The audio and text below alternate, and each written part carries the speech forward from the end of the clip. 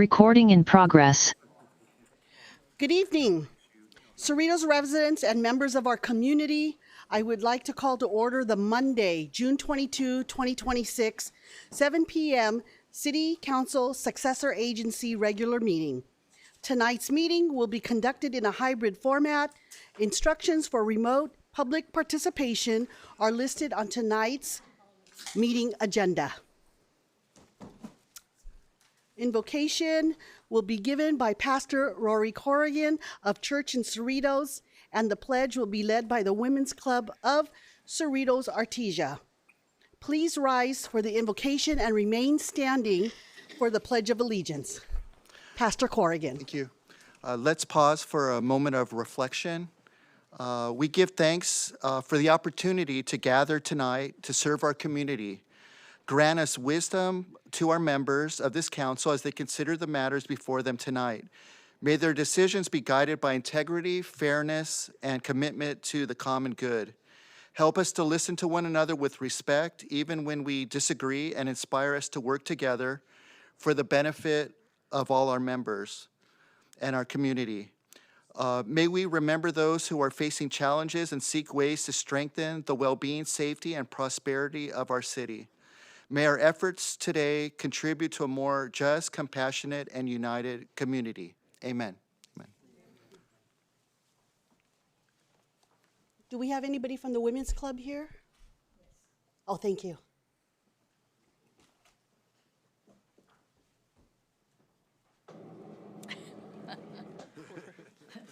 Thank you. Hello, City Council. We're the Women's Club, representing the Women's Club of Artesia Cerritos. And we're happy to be here. Thank you for inviting us. And before we start, I want to say that this organization has been 110 years in the making. It's a very old group, so we're happy to represent the group. All right, thank you. All right, put your right hand over your heart. Ready to begin. I pledge allegiance to the flag of the United States of America and to the republic for which it stands, one nation, under God, indivisible, with liberty and justice for all. Thank you. Thank you, Pastor Corrigan, and to the Women's Club of Cerritos Artesia. Madam City Clerk, will you please conduct the roll call? Council and Agency Member Hong. Present. Council and Agency Member Say. Present. Council and Agency Member Yokoyama. Here. Mayor Pro Tem and Vice Chair Polito. Present. Mayor and Chair Johnson. Present. And the roll call is complete with 5 members present. Great. All right, now we have 5A presentations.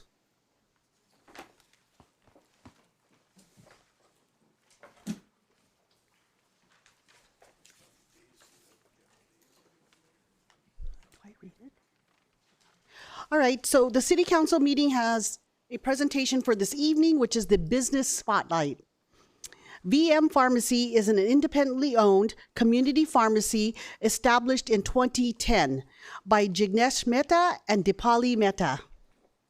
Located at 12626 South Street, the pharmacy provides prescription services and patient-centered healthcare support to residents of Cerritos and surrounding communities.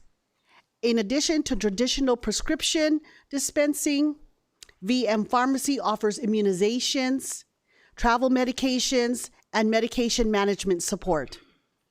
Committed to community, health, and wellness, VM Pharmacy actively supports local health initiatives and is proud to contribute to the development of future healthcare professionals. Through its involvement with the Pharmacy Technician Program at Cerritos High School, the pharmacy provides mentorship opportunities for students interested in healthcare careers. Additional information on the pharmacy is available by calling 562-809-8679 or by visiting their website at vmpharmacy.net. A brief video presentation will also be shared to highlight the pharmacy's services and ongoing contributions to the health and well-being of the Cerritos community.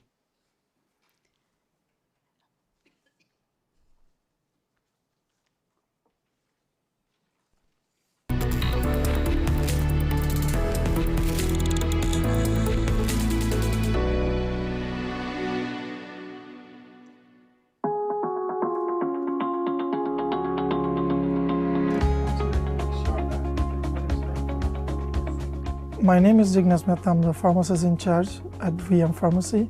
We've been here since 2010, doing as a community pharmacy. Not just the community pharmacy, we do a lot of other services like immunization, travel vaccines, the durable medical equipment. I opened my business in Cerritos because I see a diverse community, diverse as a culture, to language, to the diverse in age group, and that's actually perfect fit for the city of Cerritos. And that's why we chose it. Not only that, city of Cerritos is very friendly for the businesses. So we likewise our name as VM Pharmacy. So VM stands for We Value in Medicine. I used to work with the corporate pharmacy culture. Then I decided when I see that there is a gap between the personal care of the patient and a pharmacist gap, huge. So we decided to open up our own to fill that gap. So across the pharmacy, likewise any pharmacy, we definitely give you all this medicine that doctor prescribed. What we do extra step and extra leverage, we do the delivery. We take care of the patient by personalizing it. We do know patient by not the numbers, by their names. So they can freely talk to us about day in and out concerns and questions. And that's what makes us unique and different than the others. We are local, for the local people. Feel free anytime, whether you coming and stop by buying medication or not. I'm here always to give the advice.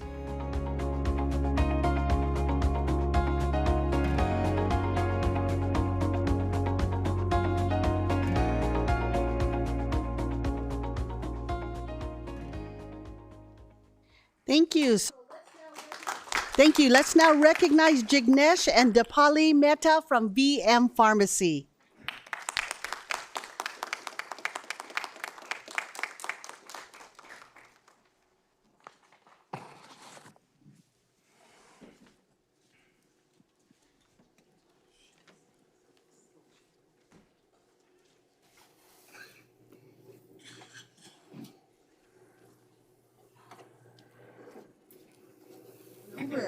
Hello. So, on behalf of the City Council, we'd like to give you this proclamation to VM Pharmacy. Thank you for doing business here in the city of Cerritos. Thank you, City of Cerritos. You have given us a lot, and we are giving it back to you. And it's the service, the community that we serve, and it is the community that's thriving together. We are here to help anyone and everyone and surrounding communities, and I will say stay healthy and healthfully yours. Thank you. Thank you. And can I have my council colleagues join us for a group photo?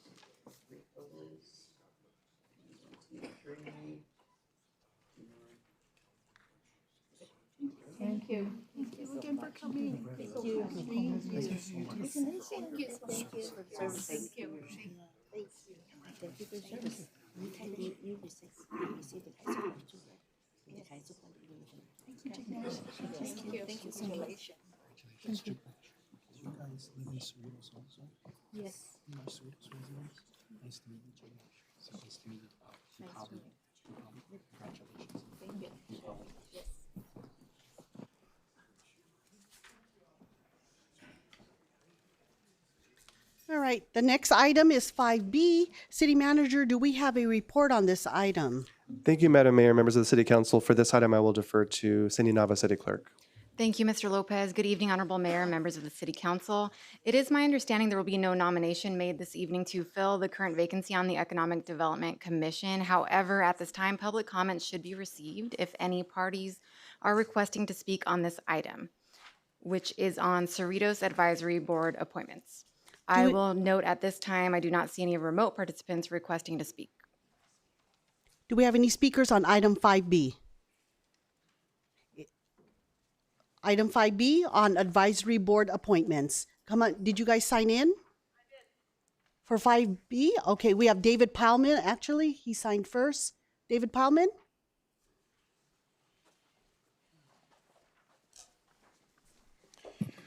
David Pyleman, 7842 Sun Valley Way. 3 weeks ago, I promised myself I would not speak at the next two meetings. I had hoped that more members of the public would speak to the budget process.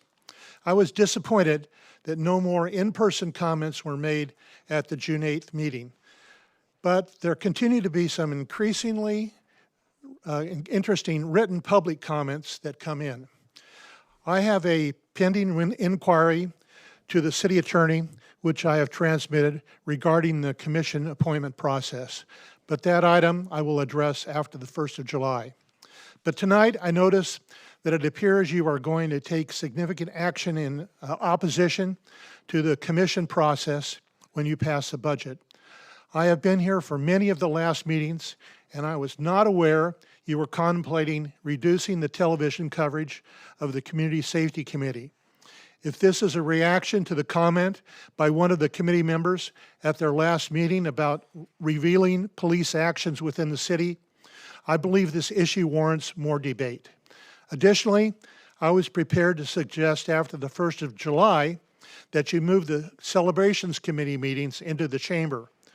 The Community Safety Committee has been able to deal with the change in seating arrangements that a larger group might need to adjust to. So, if you believe, by where you put your dollars, that community safety is your highest priority, then you must show your constituents this process in action. Keep these meetings on TV. You cannot deny that you have debated the pros and cons of the aggressive list of events the city has provided in the past. It would be my perception that you have heard from many residents about which community events they have attended and want to see continue. Let's make sure they hear the plans for what programs will endure through putting celebrations on the tube as well. As a sidelight, Frank wants to make such a big deal about me living on the other side of the creek. Just after the last meeting, all of us who have La Palma water were also included on the City of La Palma's announcement of their summer concert schedule. Thank you. Thank you, Mr. Palman. Next, we have Carla Gilheis. After that, we have Sam Desai. Good evening. I don't typically dress like a referee, but I've got World Cup fever, so I'm supporting that event. I'm here to tell you, as the council members, you need to advise all your appointees to read and understand the repeal and the recall. Last week, Al Reyes from the EDC stated on social media, when asked, "Tell us about the recall," he said, "I don't understand it." Then he proceeded to state, as if it was fact, the petitioners were asking residents to sign the water repeal, and then they were switching the papers. They were taking away the water repeal paper and putting in the recall paper. That is an absolute lie. Has Al ever been approached to sign a petition? I'm sorry, I'm going to stop right there. No, you're not going to stop me because his city- discussion was about something city else. So why can't I attorney- finish? Please be kind. Please be You kind. should try it too, my dear. Is this within the subject matter of appointment advisory board appointments? Was the speaker before me, was theirs? I'm speaking to talk- all appointees. I'm talking This to the does city relate to, if comments relate to 5B, consideration of city council appointments to advisory boards, commissions, and committees. Chair, this is within your discretion to determine whether or not that is the case. She does appear to be speaking on one specific commissioner, but that is not necessarily with respect to the appointment of any advisory board, commission, or committee. Okay, if we could keep it to the appointments, that would be great. Well, I'll finish my statement. Has he ever been to one of our signing events? Has he ever looked at the form? Because he basically accused our 150 volunteers of a bait and switch. So here's my notice to you and your appointees. Stop saying it immediately, or there will be further legal actions. What he did was slander and defamation. And the fact that they represent you, I think specifically you, Linda, is he your appointee, is absolutely appalling. Thank you. Thank you, Ms. Gilheis. Next, we have Sam Desai.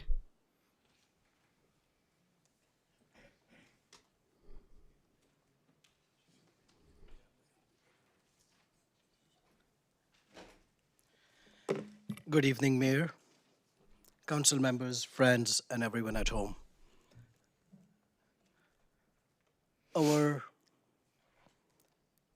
commissioners, our committee members who are invited to be on the committees and commissions apparently have to give an oath to the council people who appoints them that they will not say anything against what council decides. It was an experience for me to witness our appointees for newly formed senior and looking after their best interest. Mayor, you'll be surprised. That commission, useless. You know why? They can't even discuss a single line item on the budget. So if some of our colleagues here feels that senior deserves a little bit more and it will cost even $1, did you know, Mayor, Council, we cannot give that recommendation? Please make residents understand that if your appointees cannot give you any advisory specifically on financial matters, why do we have them? What are you expecting them to do? Advise you on what? What are they supposed to advise you on? We are going to talk about all the different ways our city needs to increase revenue. My understanding is Economic Development Commission is a broken commission. Look at the choices of the people you put on that committee. Brian Hughes. You sold your soul. You sold Cerritos out, and he doesn't even show up. What does that tell us about your leadership skills in identifying people who will actually serve our Cerritos?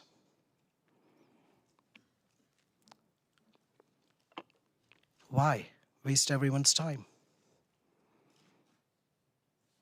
Do we really need all these committees and commissions? Shut them off. It will save us money. Thank you. Do we have any other public speakers on item 5B? Item 5B. City Clerk? Mayor, at this time we have one remote participant requesting to speak. Speaker labeled Zoom user. Please unmute your microphone and begin your comments.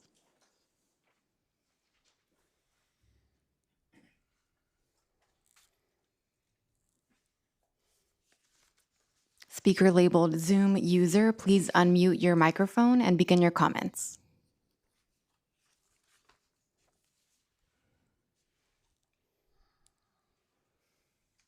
Last try, speaker labeled Zoom user, please unmute your microphone and begin your comments.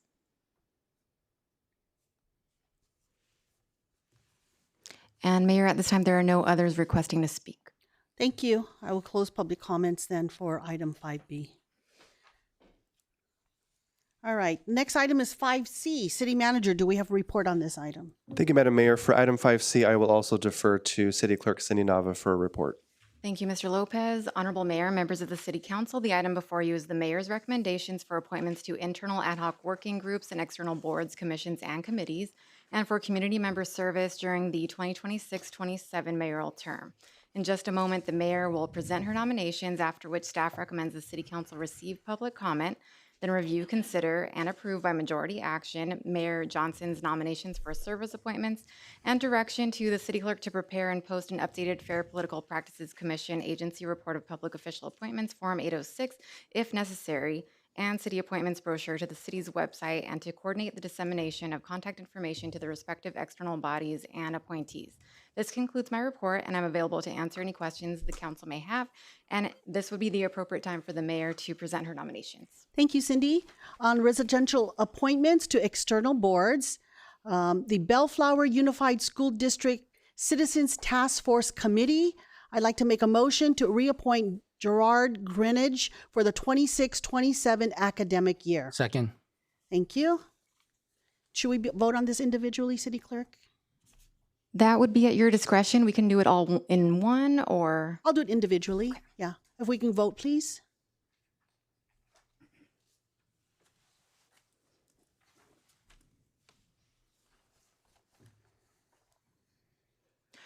And I do apologize. We should take public comment as well. All right. Individually, or I can wait at the end? If you want, it should be heard before Okay. action. I will stop making my appointments at this time and go ahead and take public comments on item 5C. Do we have any public comments on item 5C? Do we have any call-in comments? None at this time, Mayor. All right, I'll go ahead and close public comments on item 5C. I'll move on towards the Southeast Los Angeles County Workforce Development Board, Board of Directors. I make a motion to reaffirm the appointment of Jason Amensek to serve the 2-year term of July 1, 2026 to June 30, 2028. Second. Thank you. We'll go ahead and vote.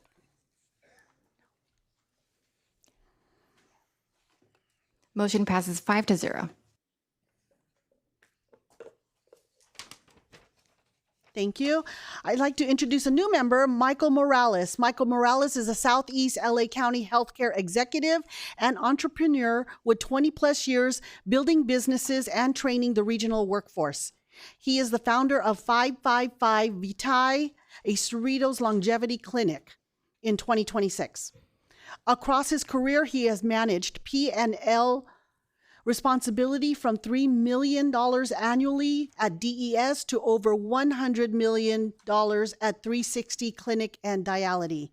He holds an MHA/ED and National Nephrology credentials.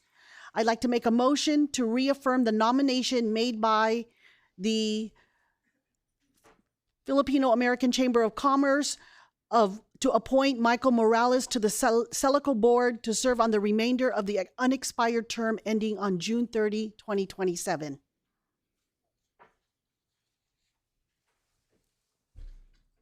Second. Thank you.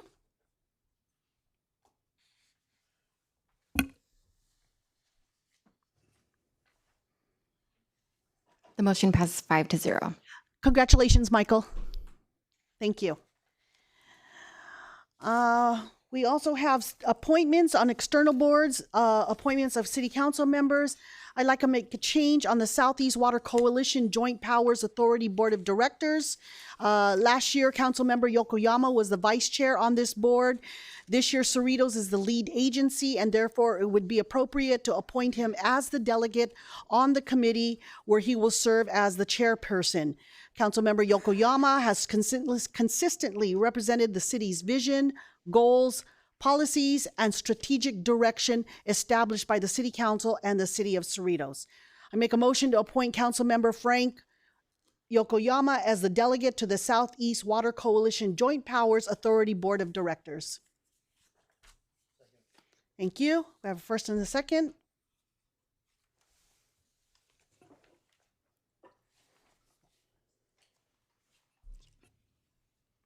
And the motion passes on a vote of 4-1. Thank you. I'd also like to change the alternate on the California Contract Cities Association Board of Directors. Again, Councilmember Yokoyama supports the strategic vision and direction established by the City Council. I make a motion to appoint Councilmember Yokoyama as the alternate on the Contract Cities Association Board of Directors. Thank you. Yes. Who was alternate before the contract city? The current one? Yeah.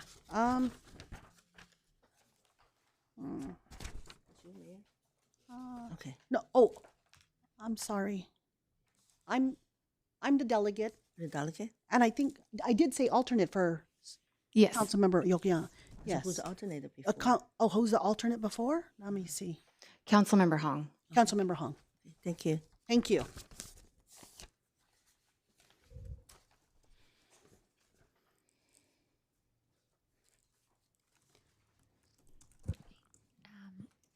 And the electronic voting is now active.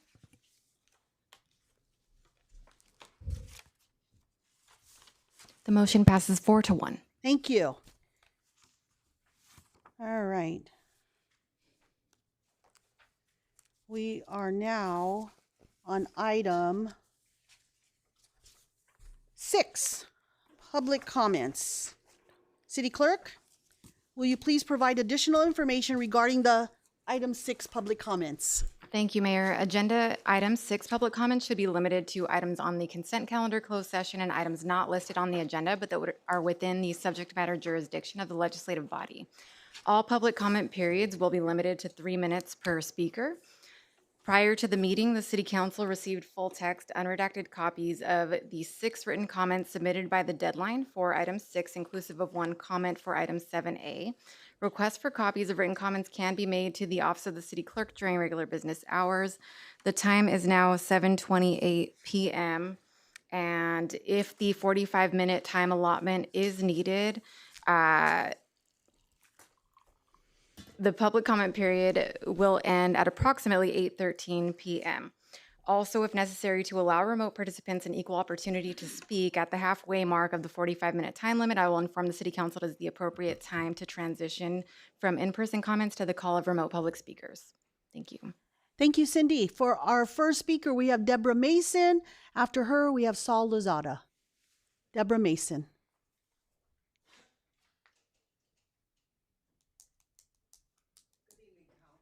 Mayor, Thank you. I'm a resident here in the city of Cerritos. I have been here for over 15 years. I decided to retire here after my husband passed. I downsized, and I've been retired.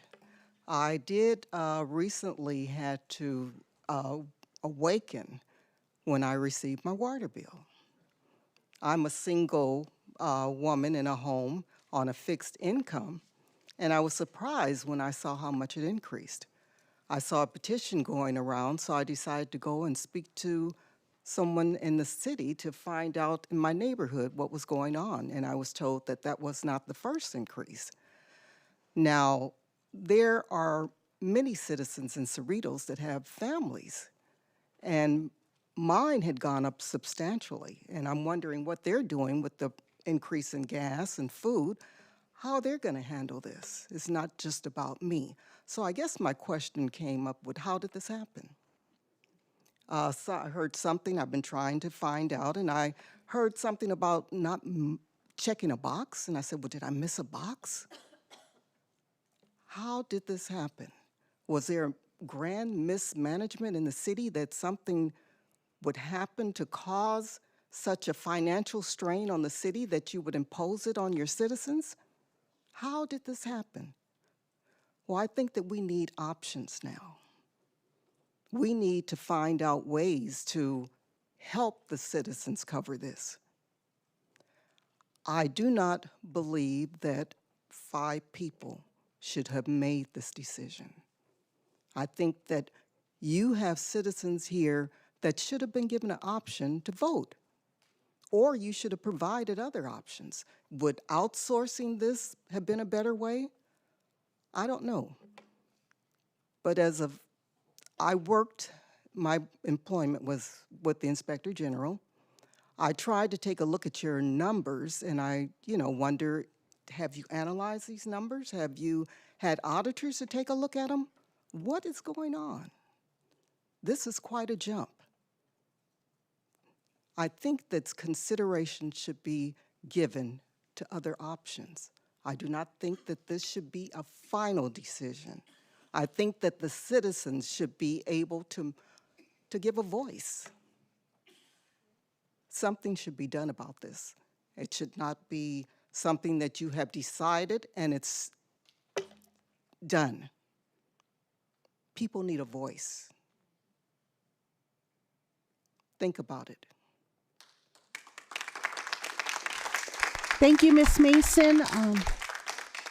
The city has done an extensive outreach to residents, but city manager, if you could please have staff reach out to her this evening, get her contact information and make an appointment, have her come and see staff. Sure, we'll be happy to do that. Thank you, thank you. Next, Saul Lozada, and after that we have Camille.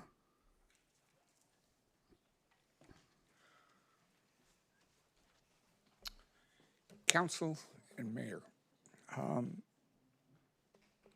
my gripe in all this is a little different. I see 5 people up there who are a little bit higher than middle class, who haven't had any trouble paying a bill, who haven't had any trouble paying for college, hasn't had any trouble doing any of those things. And now they're here in our city who are good people. I don't deny that Frank is not a good person. I kind of admire him. But trying to scare people that it's going to cost $850,000 for an election, I would tell you, if that's what comes up with the recall, please resign. And Ms. Mayor, the same. Because if you have our interest in mind, that's what you'll do. But I don't think that's going to happen. So what I'm going to ask you is, please start doing your job. If you got to take all the flags off the poles, do it. If you got to cut that sheriff that's going down Bloomfield to go after trucks, I think that's $50,000 if I'm not wrong. That budget, ma'am, that you brought in about travel,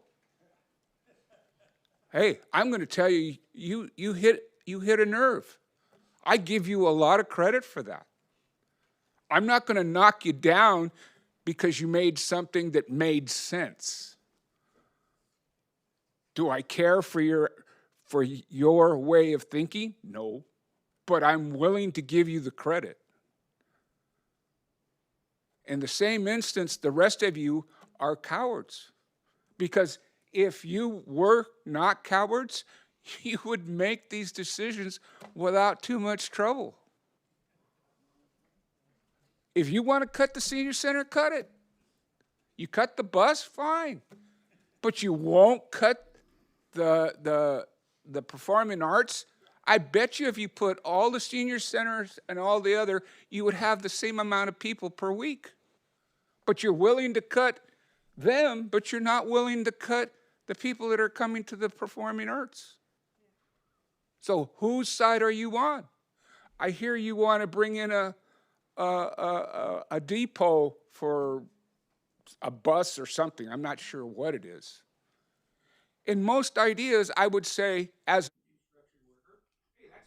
Thank you, Mr. Lozada. I know, but the mic is off and your time is up. Everybody gets an equal 3 minutes. We have next is Camille. Mr. Lozada, I'm going to ask you to please stop. And for the gentleman sitting there with the mask, please refrain from laughing out loud. It's distracting. Thank you. Sam Desai. Oh, no, I'm sorry. Camille, then Sam Desai. On Saturday, June 20th, the mayor posted on social media using a Facebook account where she has listed herself as the mayor of Cerritos, a very accusatory comment. These comments opened the city of Cerritos to be a potential target for hate crimes due to her statement that proponents of the recall are anti-Asian, anti-Filipino. Linda, you are race baiting and have now entered a very dangerous trajectory. You have made this claim with no factual evidence of racism. A resident wanting to see a diverse offering of restaurants in the city they call home is not racist. Someone commenting on your puffy sleeves are not racist unless the preference of the comment is with a derogatory racial slur while mentioning your attire. The fact that you are also calling your own Filipino residents shows you are willfully mischaracterizing the word. With that being said, I am formally making my complaints to the city Attorney Pam Lee that as part of the 40% demographic of non-Asian descent and as a Black woman in the city, Linda is making myself and others potential targets for hate crimes because we are proponents of the recall efforts currently taking place. I have lived in this city far too long to be identified as a racist just because I'm exercising my First Amendment right to voice my opinion, express dissatisfaction, and ask critical questions to my elected officials. You are endangering all residents who are not of Asian descent, and that needs to be immediately stopped to that needs to be an immediate stop to the incorrect use of the words racist, racism, and intolerance. When we have no factual evidence of situations that may, I'm requesting that this matter be handled expeditiously with an immediate cease and desist order given to Linda and Frank, and that while representing themselves in their elected official capacity, they are to refrain from using divisive language unless solid evidence is presented and an investigation has been done by the city's attorney. If there is no resolution to this matter, I will proceed with filing complaints with the State of California Civil Rights Department, ACLU, NAACP Los Angeles, the District Attorney's Office, contact and seek guidance from Assemblywoman Sharon Silva and our Board of Supervisors, Janice Hahn. In addition, I will make calls to the Capitol for further guidance on how to best handle a mayor and city council who are gaslighting their constituents and inciting racial tensions. I also want to make this very clear that every single person on council will be included in my formal complaints for either your direct or indirect actions. Mark, Jennifer, and Sophia, you haven't publicly denounced any derogatory claims made by Linda and Frank, which also makes you culpable. Serious damage is being done to our city by all of you, and it needs to be addressed immediately. Race baiting can fester and start unwanted issues in our city, and my safety as a resident will always come before your guys' political career. Can someone please, Pam?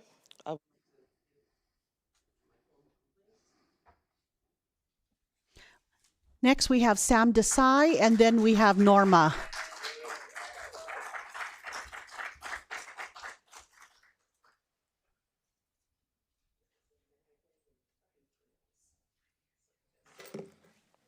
Thank you, Mayor, Council, friends, everyone at home.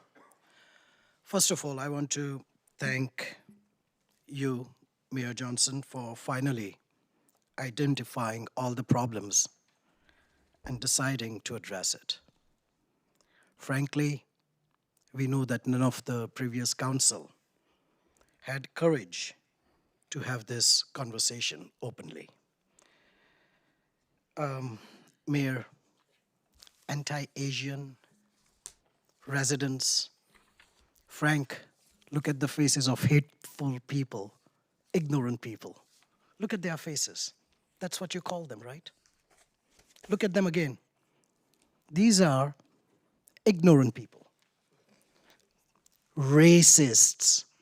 They hate your guts. Oh, they hate your guts so much. But then you remember that, right? We are racist. Because if we say anything, you played the race card. And Mark, you sat quiet. You want to lead us? You want one Cerritos? This is how you do that? And then you say it's shameful how vendors don't like us. Linda, today I spent time with people you called friends for ages and decades. You don't even look at them. You are not even courteous. You want to sit in that chair so badly. But you don't have courage to help our city save $4.6 million that Frank just added to our deficit? Resign. You follow same social media pages. Most of us do, right? We took a survey. What may be better, to resign or for you to stay? 166 people voted that you should resign. You know how many people are in your corner? Sitting in that corner, 7 of them. You insulted your friends, your neighbors, every decent citizen that we have. For what? So much hate, so much vindictiveness. And you really, truly in your heart believe that you're not our enemy? You have to chase residents asking them, hey, I'm not your enemy. You want friendship? Resign. We will fix Cerritos with or without you. But stop this racism. And Frank, look at their faces. Don't go where you don't have strength to stand. You have lost credibility. We won't even talk about integrity. And city staff, please ignore Frank when he says. Thank you, Mr. Desai. Your time is up. Next, we have Norma, and then we have Benjamin Au. Mr. Desai, your time is up. Mr. Desai, your time is up. I'm going to ask you one last time. Thank you.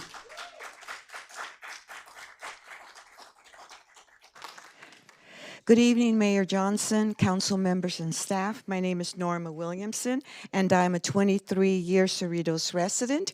As a neighborhood watch captain for the Casa La Cuesta tract, I'd like to suggest a few improvements for the Southwest Patrol. We've heard it's contributed to a 30% drop in residential burglaries due to their physical vehicle presence, but at a whopping price tag of $25,000 a month for a total of $300,000 a year. The other day, one of their patrol cars drove by in our tract and pulled over to the side of the street. Apparently, they do hourly reports, so I approached the car to talk to the patrol driver, who, by the look on her face, got startled. I introduced myself and asked, what do they look for when checking their neighborhoods? I was shocked when all she could say was homeless individuals. I thought she was going to say something like suspicious-looking parked cars or individuals loitering or strange-looking cameras on street poles, maybe identifying unsanctioned salespeople doing door-to-door solicitation, or even maybe she would have said old newspapers piling up at a home, which signal an empty house that can attract a break-in. I have a few suggestions for improvement of security services. The first is that patrol vehicles, if possible, be assigned to the same neighborhoods in order to develop relationships with residents who are the eyes and ears of a neighborhood. These patrol cars should be driving slowly through neighborhoods with their windows rolled down, demonstrating that they are ready to engage with residents by a wave or a nod of their head. With this approach, it would be easier for them to recognize who belongs in a neighborhood and who doesn't. My second suggestion is that the patrol schedule be frequently changed so that it isn't so predictable. A Monday to Friday, 8 a.m. to 5 p.m. schedule is very predictable. I also think it would help security patrols if all residents parked cars would display on their windshields those little decals with Neighborhood Watch logos printed on them, a strategy promoted by a retired community safety director, Daryl Evans, showing that these cars belong to Cerritos residents and are not just random cars casing the neighborhood looking for opportunities to break in. So here I brought some Neighborhood Watch decals for your cars in case you don't have any.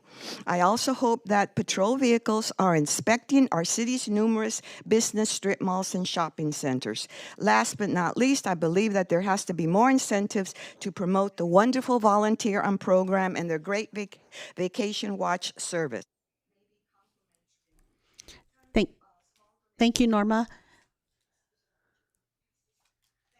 Thank you.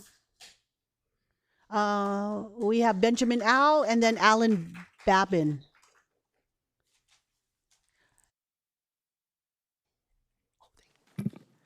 Good evening, everyone. As a current city commissioner, I would like to humbly and respectfully remind all of our elected and appointed city officials that we are all public servants serving at the pleasure of the public, of the very people who put us in office. Whether we are approving a annual budget or reviewing a development project or making a major policy change, we must always have the best interests of our community, of the people who put us in office in our mind. And when there's a disagreement, when there's a difference, let's try to settle the difference through dialogues, not confrontation. And now this is not grandstanding. This is how our political system works. And so when our residents exercise their constitutional rights, let's please let the process run its course. Let's try to not do anything that will further antagonize people who are exercising their constitutional rights. Let's not make things worse. Please, let's bring this community, the city, together, not further divide people. Thank you very much. Thank you, Benjamin. We have Alan Babin. Carla Gilheis.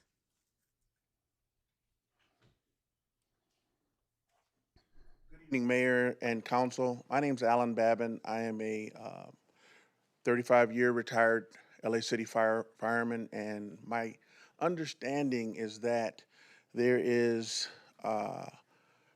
some talk about removing Cerritos Ironwood Golf Course from the city's budget and selling it to American Golf. And I just wanted to bring it to your attention that that is a cornerstone of community involvement and people who live in the area.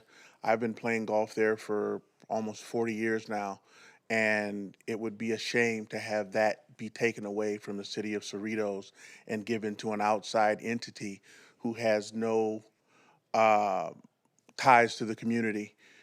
I really believe that should be something that stays within the city. Obviously it's a budgetary issue, but the fees that are charged there at Ironwood are very fair, and if American Golf were to take over, I can almost assure you that those fees are going to double and people will start going elsewhere. You have people who play in the community, who live in the community, and we would appreciate it if that stays in the community. Thank you. Thank you.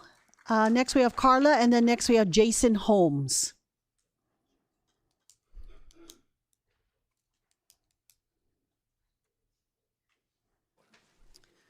So, in the sense and spirit of David Letterman, I'm going to give you the top 10 reasons it's time to sign the Cerritos recall petition. Number 10, the public comment timer gets more exercise than the city council. Number 9, transparency apparently means you can almost see what's going on. Number 8, they say they're listening as long as nobody disagrees. Number 7, every meeting starts feeling like the ending was written before we even showed up. Number 6, your tax dollars work harder than your elected officials. Number 5, we'll get back to you has become the city's unofficial motto. Number 4, the biggest surprise with the city council is when someone actually answers a question with correct math. Number 3, common sense keeps getting voted down. Number 2, residents show up to be heard and leave wondering if anybody was paying attention. And the number one reason it's time to sign the Cerritos recall petition is because when accountability becomes a campaign promise instead of a job requirement. Now I want to talk to you about why you don't use race in a recall campaign as an excuse. The top 10. Number 10, this isn't about my record. Let's just change the subject. Number 9, if you disagree with me, it must be because of my background or my race. Number 8, please ignore the votes I cast and just focus on my identity. Don't look at my record. Number 7, accountability. I'd rather have a conversation about something else. Number 6, the facts are complicated, but the accusations are simple. Number 5, when the questions get tough, play the race card. Number 4, in a city where most voters are Asian, claiming the recall is anti-Asian might need a little more evidence. Number 3, a recall is supposed to be about performance in office, not personal identity. Number 2, voters can support diversity and expect accountability at the same time. And the number 1 reason not to use race as a defense against recall, the ballot asks voters to evaluate your job performance, not your ethnicity, and the Cerritos residents are smart enough to do that. Next, we have Jason Holmes. After Jason, we have Dan Nino. I'm just here to read a statement on behalf of what I've heard as far as the contracting out of Ironwood 9 Golf Course. Good evening, Mayor, Mayor Pro Tem, council members, and city staff. My name is Jason Holmes. I have been a Cerritos resident since 1986. I grew up in the city's recreation programs, worked for the recreation department for 13 years, and today I serve as the contracted PGA Class A professional at Ironwood 9 Golf Course. I'm also a graduate of the PGA PGM Professional Golf Program, trained in golf operations, golf management, instruction, budgeting, facility development. I understand both the player experience and the business side of facilities like Ironwood. I am here because I care deeply about this facility and our city's future. Ironwood is more than a golf course. It is a long-standing community asset and part of the Cerritos identity. For decades, residents, staff, commissioners, council members have supported it, and many former city leaders were granted lifetime golf privileges here, reflecting its importance to our community. This facility has introduced thousands of residents to golf. It serves juniors, seniors, families, beginners, and competitive players, and provides one of the most affordable, accessible golf experiences in Southern California. It also aligns directly with what the PGA of America is doing nationally to grow the game, expand access, supporting junior golf, beginner golf, and making instruction more affordable. Ironwood 9 already delivers on that mission locally. Sometimes it's difficult for non-golfers to fully see the value of a facility like this, but Ironwood 9 is one of the few city recreation assets that is actually self-sustaining and revenue generating while also providing youth development, senior recreation, a broad community access, and is an unrecognized but highly valuable public asset. Over the years, I've seen students from Whitney, Cerritos, GARD develop through Ironwood 9 programs and go on to excel. That pipeline matters. I'm also one of those examples. I wouldn't be standing here without you, without the city's investment in recreation programs and opportunities it gave me growing up.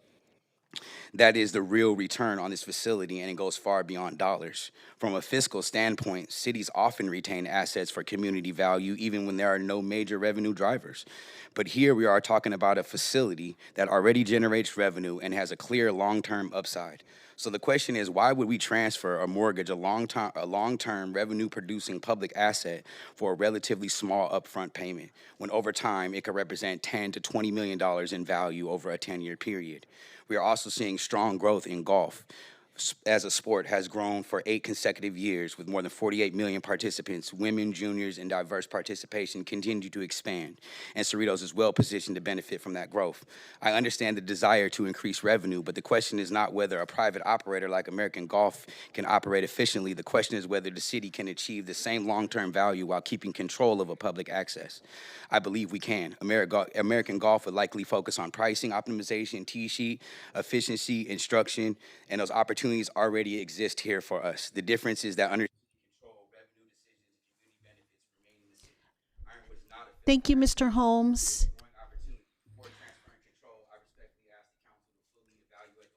Thank you. And Mayor, at this time, we do have 3 remote participants requesting to speak. There may be more. Okay. I would recommend transitioning. Okay, we're going to transition at this time to call in participation. Go ahead. And Speaker Robert Chevelle, please unmute your microphone and begin your comments. Good evening, Honorable Mayor, council members, staff, and fellow residents. I was unable to attend the June 8 meeting or even to attend by Zoom. In lieu of that, I submitted written comments. I had hoped that they would be read out loud at the meeting. Because they were not, I would now like to read a slightly revised version. I write concerning the Cerritos Ironwood 9 golf course. And let me just say as background, I've played golf for 45 years. I play 3 times a week, and I plan to continue. The Cerritos course is beautiful, well-maintained, an excellent addition to the city.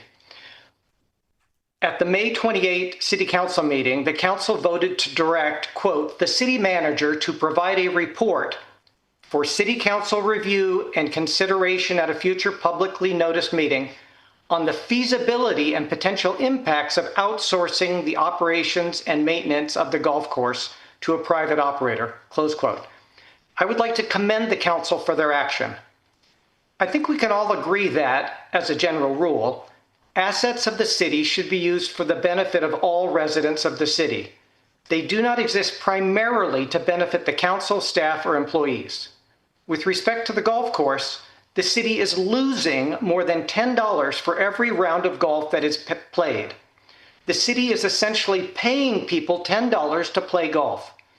This is entirely unacceptable, as residents would much prefer money to be spent instead on such things as reopening the library on Sundays, tree trimming, or sidewalk repairs.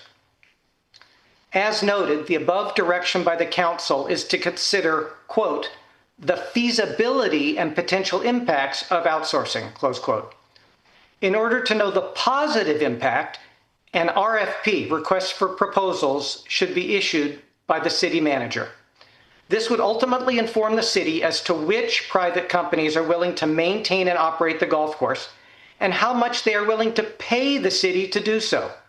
The council needs this information in order to make an informed decision. As mentioned in May, American Golf, which operates courses in nearby Fullerton and La Mirada, for example, currently pays the city of Long Beach $4 million per year to operate the 5 courses. I thus strongly suggest that the city council now ask the city manager to take any prior steps necessary and then to issue an RFP. This action would generate significant goodwill with residents and show that the council wants to be a good steward of the city's finances. Thank you for your time and consideration. Thank you, Mr. Chevelle. City Manager, if you could please have staff reach out to Mr. Chevelle and explain to him what we have done so far and the process that we need to go through before an RFP goes out. Yeah, I guess I'd be happy to do that. Thank you. Next. Speaker Eric Kristen, please unmute your microphone and begin your comments. Good evening. Can you hear me? We can hear you, Speaker. Thank you. My name is Eric Kristen. I'm the Executive Director of the Coalition for Fair Employment in Construction. We are a statewide organization that was formed 28 years ago by union and non-union construction firms to oppose discriminatory and wasteful project labor agreements, such as the one you agreed to earlier this year, by basically doing the bidding of big labor special interest. I would like to commend Sophia, that's my daughter's name. It's a great name, lover of wisdom. You were very wise in voting no against this bigoted nonsense in which you excluded effectively the 90% of the construction workforce in the region and in the state that wakes up on a daily basis and chooses to work in a union-free environment. By doing that, by placing a project labor agreement into place, which reduces the amount of workers that a non-union contractor can use at all, and those few that they can use, such as the one you agreed to, the PLA limits them to 5 of their workers. Those 5 workers have to pay into union health, welfare, and pension plans they'll never invest in. That's wage theft. So congratulations, you voted to have wage theft as something that's codified into your city charter. You're going to have reduced bidders and increased costs. One of the costs associated with discriminatory project labor agreements are the fact that just to oversee these added layers of bureaucracy, which is just what's needed in California, another layer of bureaucracy, the 51st least business-friendly state in the country. Yes, Puerto Rico is even more business-friendly than California is. You decided to add to that anti-business feeling by discriminating against non-union construction firms. In doing so, you've added to the cost of just operating this new bureaucracy, which tonight on your consent calendar, you'll be voting on a $65,000 annual contract just to administer this nonsensical agreement. So $65,000, do you think that could go to help anyone or anything in the city other than just paying for a new level of bureaucracy? Probably. You could use that money for something with a great deal more efficacy than a project labor agreement. So I wanted to point out tonight that in your consent calendar item, that is what you'll be voting on. You'll be throwing $65,000 out onto the lawn to be set on fire just to oversee this discriminatory bigotry that you voted for in the form of a project labor agreement. Again, Sophia, thank you for doing the right thing and voting against this nonsense. And for the rest of you, shame on you. Speaker labeled Zoom user, please unmute your microphone and begin your comments. Zoom user. Hi, this is Carol Arakaki.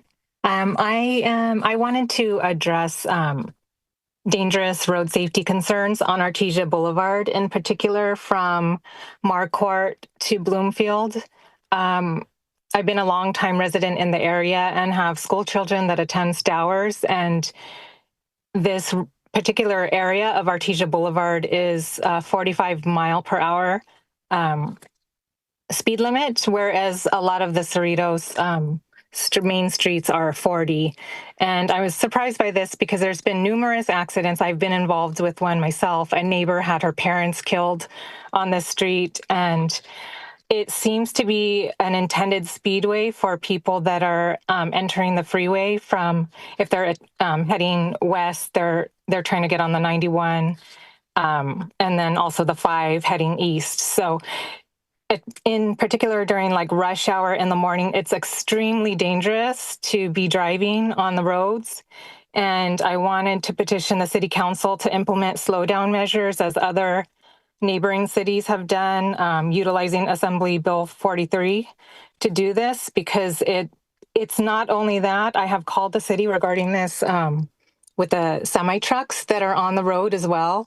And I was told that they were going to have the light up signs that would be put up near the fire station near Marquardt, and that was never done. And I'm very surprised by this because Artesia Boulevard has the most semi trucks of all of Cerritos, I believe, and it has the highest speed limit. So with the combination of those, I've witnessed numerous accidents, and I wanted to speak to the city council to address this serious safety concern, to lower the speed limit, put in stop signs or signal lights to stop this. It's been an increase in traffic, in particular because when people use GPS and the speed limit is 45 miles per hour, I believe that is what is causing an increase in traffic in this area. It's not even residents taking the street, and they're often going way over 45. And I even think that is way too fast, especially when we have to cross Carmenita and Artesia with our kids.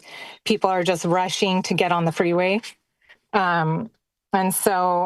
And I also noticed this street was ignored because I've seen speed limit trackers letting drivers know that they're going over the intended speed limit. For example, on Carmenita near McDonald's, there was one set up there, but not on Artesia, where it's Marquardt and Artesia Boulevard is the most dangerous street in Cerritos. So I'm just trying to understand why that area was ignored as far as putting these slowdown measures, because as a resident that is adjacent to Artesia, it's so difficult to make a left turn. I almost get in an accident every time and have to wait because cars are just speeding through, running red lights. Thank you to the speaker and city manager, if you can have staff look into that. Yes, we will. We'll follow up with the resident as well. Thank you. Do we have any more call-in speakers? Yes, we have one additional speaker, Speaker Dave Everett. Please unmute your microphone and begin your comments. How many more speakers do we have on that are calling in? Hi, this is Dave. Can you hear me? Yes. Hi, I'm with the Western Electrical Contractors Association, and we're a state and federally approved electrical training program and electrical apprenticeship program. And we're opposed to this project labor agreement you guys passed earlier in the year, much like the other commenter was earlier. And specifically, I wanted to mention that this project labor agreement will end up costing millions and millions more for the city for their construction budget. And now, is as bad as it is to end up costing millions more for your construction, you're now adding another $65,000 just to administer the program. There was not any need for additional $65,000 to administer the city construction budget before.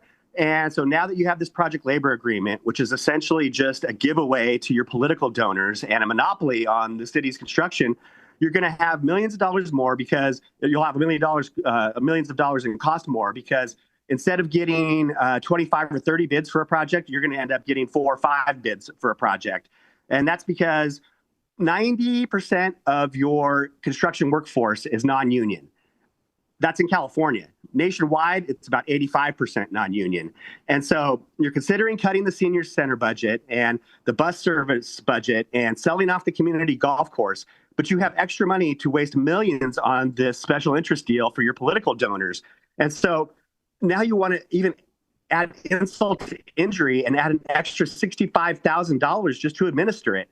I mean, it's simple math. If you got rid out of 8 of the 10 McDonald's or 8 of the 10 Planet Fitnesses or Home Depot in your city, prices are going to go up. That's just basic market forces. And so, a lot of times the excuse is used that, we want people to have a living wage. This is all prevailing wage work. The state has already set the rate for this work. It's already union wage rate. And so you already have to use skilled and trained workers. You're basically just excluding 85 to 90% of the market, and you're going to end up with a much higher cost. And before, you didn't even need to spend $65,000 to administer the program.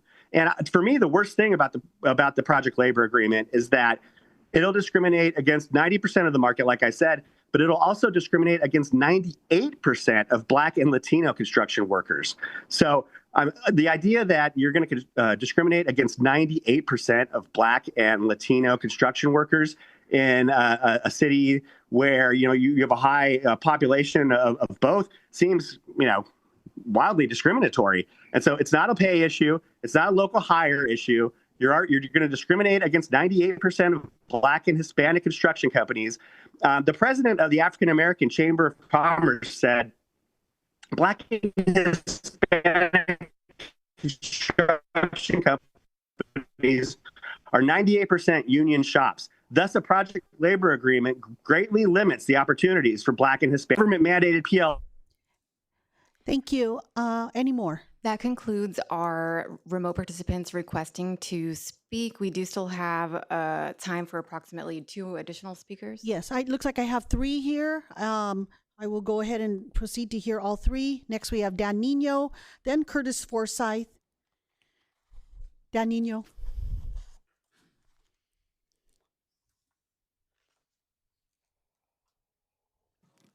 Honorable members of this August Chamber of the City Council, my name is Dan Nino, a 32-year resident of this beautiful, marvelous, and exceptional city of this region. I rise to express a manifestation. I rise to make an inquiry because a month or so ago, it came to my attention that a lady attending a Tai Chi class at the Pat Nixon Senior Center, she was peddling a recall petition. I'm not done yet. Please it's not what we're refrain from expecting. Clapping. It's disruptive. Okay. Thank you. And those members of the Tai Chi class asked this woman, I know her name, but I will not mention it here, said, what's that for? And she said, oh, this is for petition to recall. And then some members there attending the class said, oh, I thought the increase of water rates was already approved by the city council. How come you're still peddling here about the increase of the water rates? Oh, no, he said, this is for recall petition. So they asked her, This deception. It's already approved by the City Council. How come you're here? And my question now, members of the City Council, is that person allowed to peddle a petition in a city facility? Is it allowed? Or is it allowed outside of the facility or on the street? Please refrain from disrupting the speaker. This city is just exceptional, but so much viciousness, so much hatred, so much divisiveness. Can we not all get along? If you have a better idea, why don't you run in March 2027? If you have better idea, run. And so that if you win, you can present your ideas in this chamber. I yield back. Thank you, Mr. Nino. Next, we have Curtis Forsyth. And the last speaker is, please, this is your last warning, Mr. Kim. Your last warning. And then after that, I'm going to ask the captain to remove you. Curtis Forsyth and then Raymond Kim. Thank you. I'm actually here because I tried to speak onto the Raymond Reyes Jr. issue. And when I did that, I brought in the reporter's name, I brought in the name of the person, and my person that I thought was close to my family, that we have taken care of his family for years on end, who's allowed me to be abused, lied and manipulated me, and played games with me. Yeah. So, my question is, when I get an answer back that says he's a Long Beach journalist, and my question wasn't about a Long Beach journalist, it was about the person who was being interviewed. I'm curious, why is it that he's willing to interview someone from another state or another city about something that has nothing to do with his city, and you two promote it, and you block people online? That's against the law. You know that because you're sitting up there. You have no right to block people's freedom of speech online. So you've done that. And Frank, did you get the ODNI documents that show that you've murdered people? Did you see it? Did you get them? You didn't get them? No, you should have. You should really look them up. They were all released, Tulsi Gabbard. 6 months ago, I brought in everything and told you what you did. And I told you made fun of me and you shouldn't do it. You didn't help me. You abused me. And now it's just going to escalate from here because I'm going to start to expose everything that you've done criminally. And I'm going to get rid of all of the things that make this city the crappy place that you've created. You've done this to our city. I have people at my front door because you've already called me a frickin' racist. And I had to get rid of them myself with my own team of security. They didn't do a damn thing. I was told they were going to drive around and help me. No one drove around. No one did anything. So I don't trust your police department. And then when I come in to file a complaint, I'm getting gaslit. And someone who tells me he's never seen me, doesn't know what I'm talking about, and then goes on to describe the video. Oh my gosh, how does that work? How does that work, guys? How do you know what I've done in a video that you've never seen before, but you're telling me what I'm doing in my behavior? I am so tired of this crap. I asked you to respect me. I asked you not to play games with me. Ryan, you've played games with me. Linda, you played games with me. Frank, you played games with me. And I would love to have Gascon's note because I think you belong in a prison cell right now.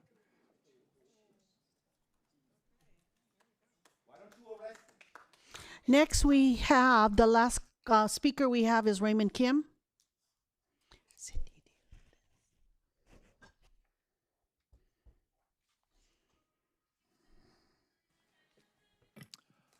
Hi, City Council. So I'm what is it now? 47 year. Me and my family are 47-year residents of Cerritos.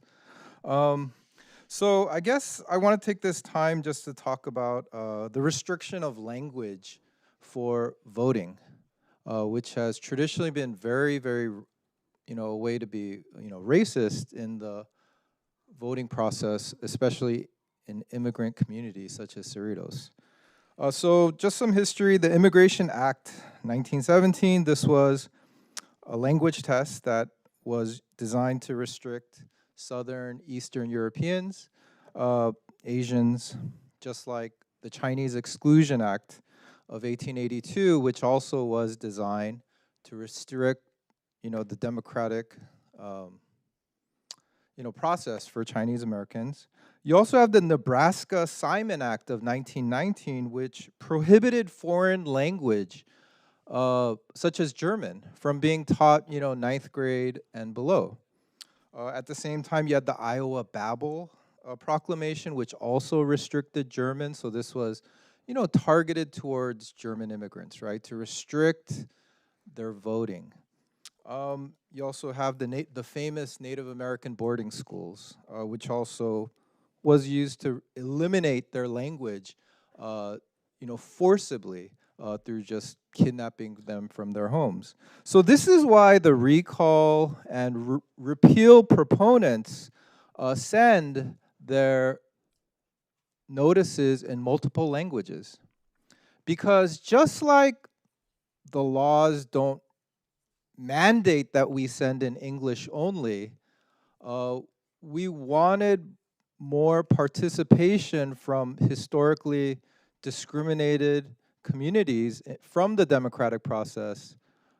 So we wanted to be, not, we wanted to make sure that, there was no racism in that. Just like Section 203 of the Voting Rights Act, it mandates that minority languages, the whole reason that was made was because citizens have been effectively excluded from voting. So Spanish, Cambodian, Chinese, Filipino, Tagalog, Korean, Vietnamese, these are languages that are mandated to be done on ballots and through the voting process.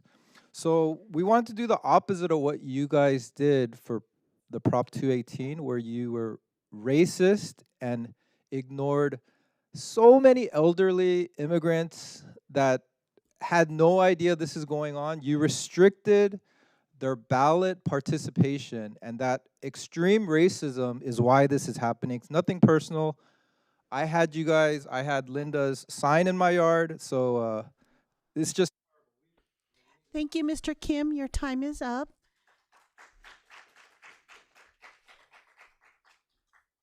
And are there any other speakers? Please sign in.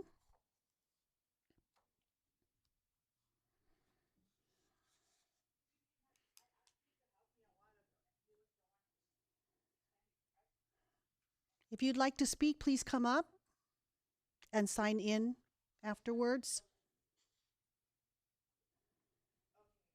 My name is Daisy Lagasca, and I am a resident of Cerritos. I'm not 50-year resident or 40 years. Anyway, I work night shift, and I come here. I called in work because it bothers me that I am hearing some people talking about me, about my fellow Filipinos, about me being anti-Filipino.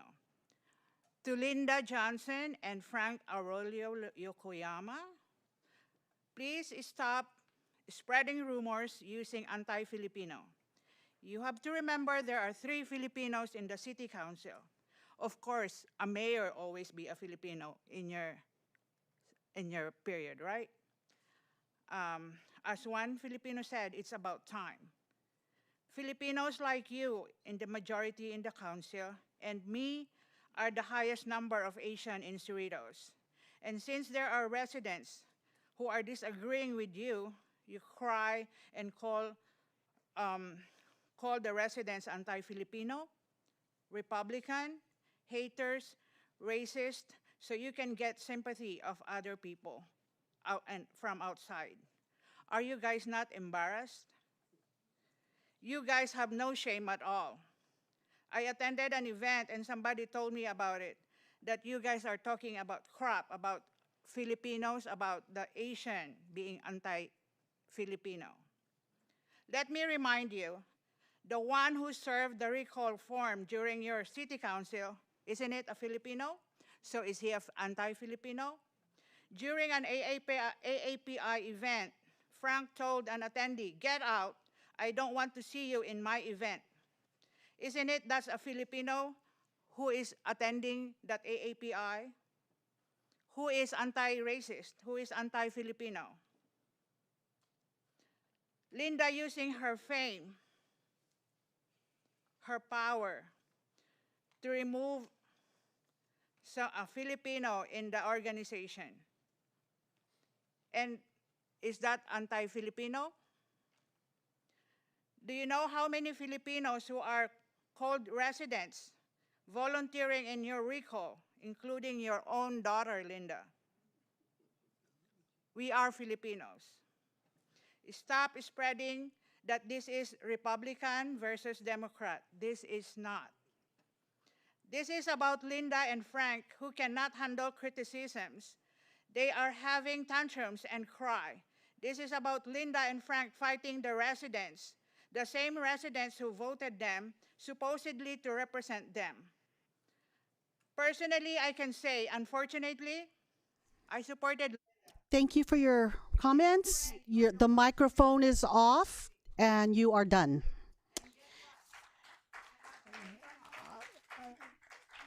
We have exceeded the time for public comments. I've gone over the allotted time, so therefore I will close public comments at this time. Please do not be disruptive in this meeting. I'm closing public comments. All right, next we have consent calendar. The next item is consent calendar. Do we have a motion to approve? Mayor, Second. Can I? Do you have a question on consent? Yes. Okay. I'd like to remove 7A and 7D from consent calendar for discussion, but the rest of them I approve. Okay, go ahead and make your motion. I'd like to make a motion to approve the consent calendar except 7A and 7D.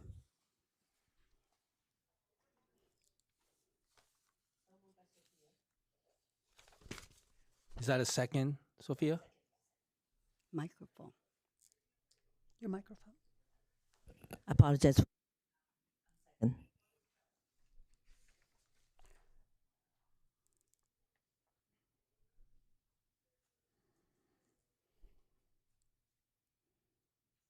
The motion passes 5-0.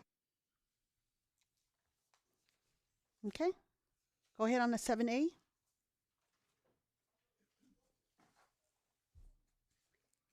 Councilmember? Yeah, go ahead. Okay. On 7A, I was wondering, I want to consult with the attorney that because I heard some residents are complaining when we are making the motion on last meeting, we didn't put the number regarding the reduction in revenue due to postponing the water and sewer rate increase from January 2027 to July 2027. Which is the about $2.3 million. And the other item is the addition of expenses related to recall election and addition of expenses related to signature processing. So my question is like, are we legally to be able to add the numbers after we voted? Because at that time when we're doing the voting, the number didn't show up. We don't have the number to base on to vote. Thank you, Councilmember Hong. Your question is whether or not the council can approve the minutes with the addition of the numbers or without. As a reminder, at the last council meeting on June 8th, most of the items that you discussed and voted upon were through the budget study session, and they were added or taken away from the budget as directed by the council so that it could come back to the council for a final budget adoption at tonight's meeting. The numbers were not presented because they were not included, because they were not recommendations by staff. They were direction from the council. The numbers were added to the minutes in a show of additional transparency. And the numbers are reflected in the proposed budget tonight based on your direction. So they can be adopted tonight. They did not need to be included in the minutes at all, but they were included to show additional transparency with respect to how much the cost would be. And so tonight you're approving those minutes based on the direction that you provided as a council to the staff for the budget. It is not required to be included. When you give us direction with respect to an action item for a budget study session, we do that. We include that as part of the proposed budget for tonight, and that's what you are dealing with. And so the short answer of it is no, they're not required. We included them in order to provide more detail with the minutes, and you may adopt them as they are written and submitted for your review and approval tonight.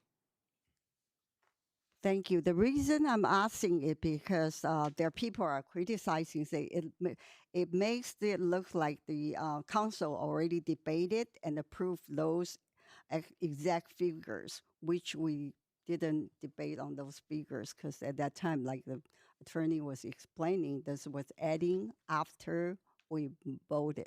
Right. That's why it's called a study session. Okay, thank you.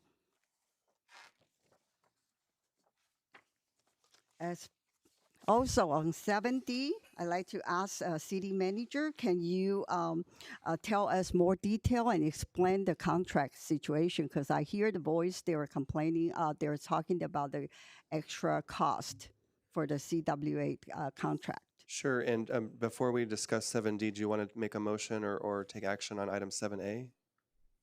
Yes, please go ahead, Councilmember Hong, with your motion for 7A. 7A, I think, can you reduce, delete the numbers from there, the dollar amounts from there? Just Is that your motion? Yes, my motion is just keep the minutes report without adding the numbers. We can talk about the numbers tonight, right? Is there a second to the motion? Clarification. Mayor, clarification. Yes. I don't quite understand you, Councilwoman Ms. Hong. You say 7A, right? Mhm. You like to, can you tell me the page number and which one you're adding or subtracting it? 'Cause I don't quite. Before I vote, sorry about Mayor. 7A, yeah. Yeah. On page, the minute? Yeah, I'm looking at the minutes here. I'm looking at the minutes here. I'm looking at the minutes on June 8th.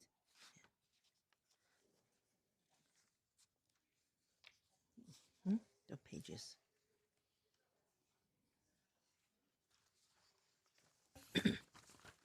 I'm on the minutes page right now. It's on the consent item 7D. I don't see any numbers there. The major, Councilmember Hong, can you please provide the council member which page you're referring to? I'm on the page 6, which is under 11. item 7D. That's a swimming. Page 11 is... Because we're talking about 7D tonight. Is that right? Page 11 is... 7. I'm on 6. You have page 11? Yeah. 9B? Is 9B. Okay. You are referring to 7. 7. You're 7. So it's 9B, not 7D. I'm waiting for her to provide Oh, okay. Sorry about that. Okay.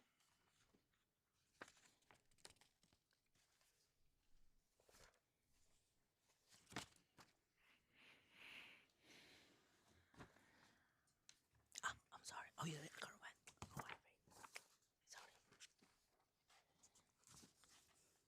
I'm sorry, I have the hard time to finding it right now, but I remember it. I saw it.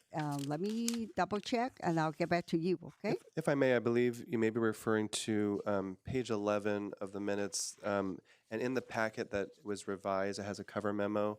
It's the number at the bottom of the page is 15, but at the top it's page 11 of the actual minutes. And there was a noted addition, a reference to a $2.3 million figure under number 2 at the top.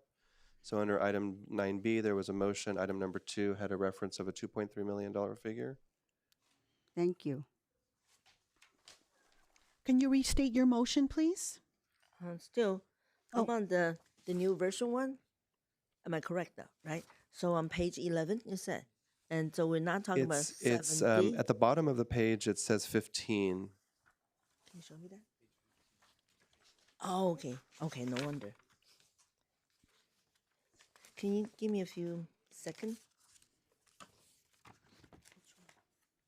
So my motion is to take the dollars away from it. Just say that we voted to, we have made the votes, but take the numbers away from it, from the report, from the minutes. There's numerous, multiple references to dollar amounts in the minutes. Can you please make your motion more? It's a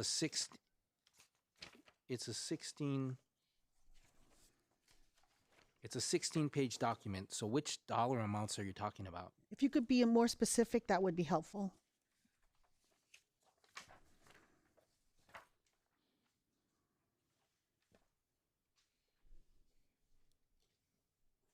City Attorney, is there any legal effect to removing dollar amounts from the minutes? Well, the minutes reflect the action that was taken at the City Council meeting on June 8th. But at the time, for example, with respect to the deferral of the water rates, that number was not provided because it wasn't specified. The numbers were included so that the council and the public is made more aware of the dollar amounts for tonight's meeting. If you choose to remove those specific dollar amounts, that would be within the council's prerogative, and you could direct us to determine which numbers to remove and if one or all or some Does of it those change? numbers. Does it It change doesn't the change. dollar amounts in the budget? It does not to my knowledge. No, and I'll add that under the separate agenda item related to the budget, item 8B, those same dollar amounts do appear in the report reflecting the summary of changes made by the City Council. So if it's removed from the minutes, they are still reflected in the separate agenda report. So it's just a matter, I want to make sure that our minutes only take, write down the whatever we decided at that time, and whatever you add on, that would be the separate, like you say, you put it on the budget review 8B, number 8B, with all the dollars amount that we're gonna talk about it tonight. And that's just my motion for that. Yes, you need to be more specific what numbers you want to remove, Councilmember Hong.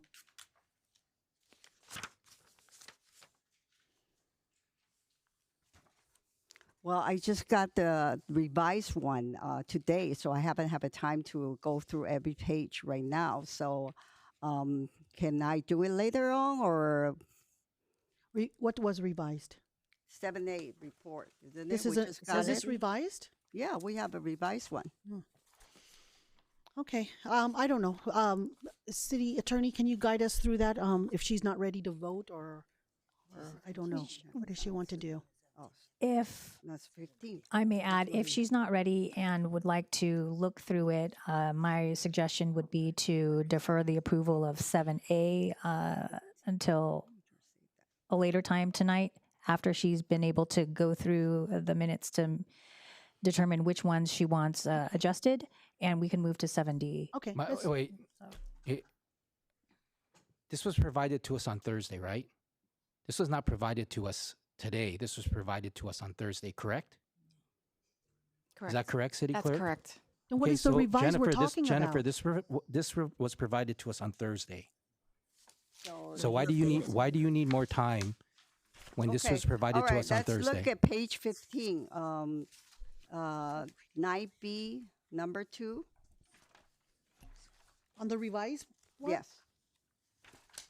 And just to be clear, it's the number 15 at the bottom of the page. At the top, it says 11 of 16. Go ahead and restate your motion, please. Say that again, City Manager. I just wanted to clarify. I believe you're referring to us to, it says page 15 at the bottom on the footer, and at the top it says page 11 of 16. Is that correct? And you're referring to Yes. item number 2. Yes. About a third of way down. Yes. Yeah. On the bottom is 15, page 15. On top right top is page 11 of 16, correct? Thank you. That's it. Can I interjecting, Mayor? Yes. Sorry about that. Okay, the one I'm looking at right now, the 7A, it was updated. Okay, and Councilwoman talking about the bottom one's page 15, and the top say page 11 of the 16. So that's what we're talking about, and we're not talking about 7D. We're talking about 9B. But we were in the consent item, so how can we go to the? So this is item 7A on tonight's agenda, but it's a minutes that are describing item 9B of the last meeting. Okay, yeah, okay, I got it. Okay, so my thoughts on this are, at the meeting on June 8, it was a budget study session. And the council discussed the budget, and we discussed the budget, the agenda report, items in the budget, making changes. We proposed changes, proposed revisions. And then I made a motion regarding deferring the water rate adjustment in 2027. And as part of a budget study session, when you make a motion about a budget item, it makes changes to the budget.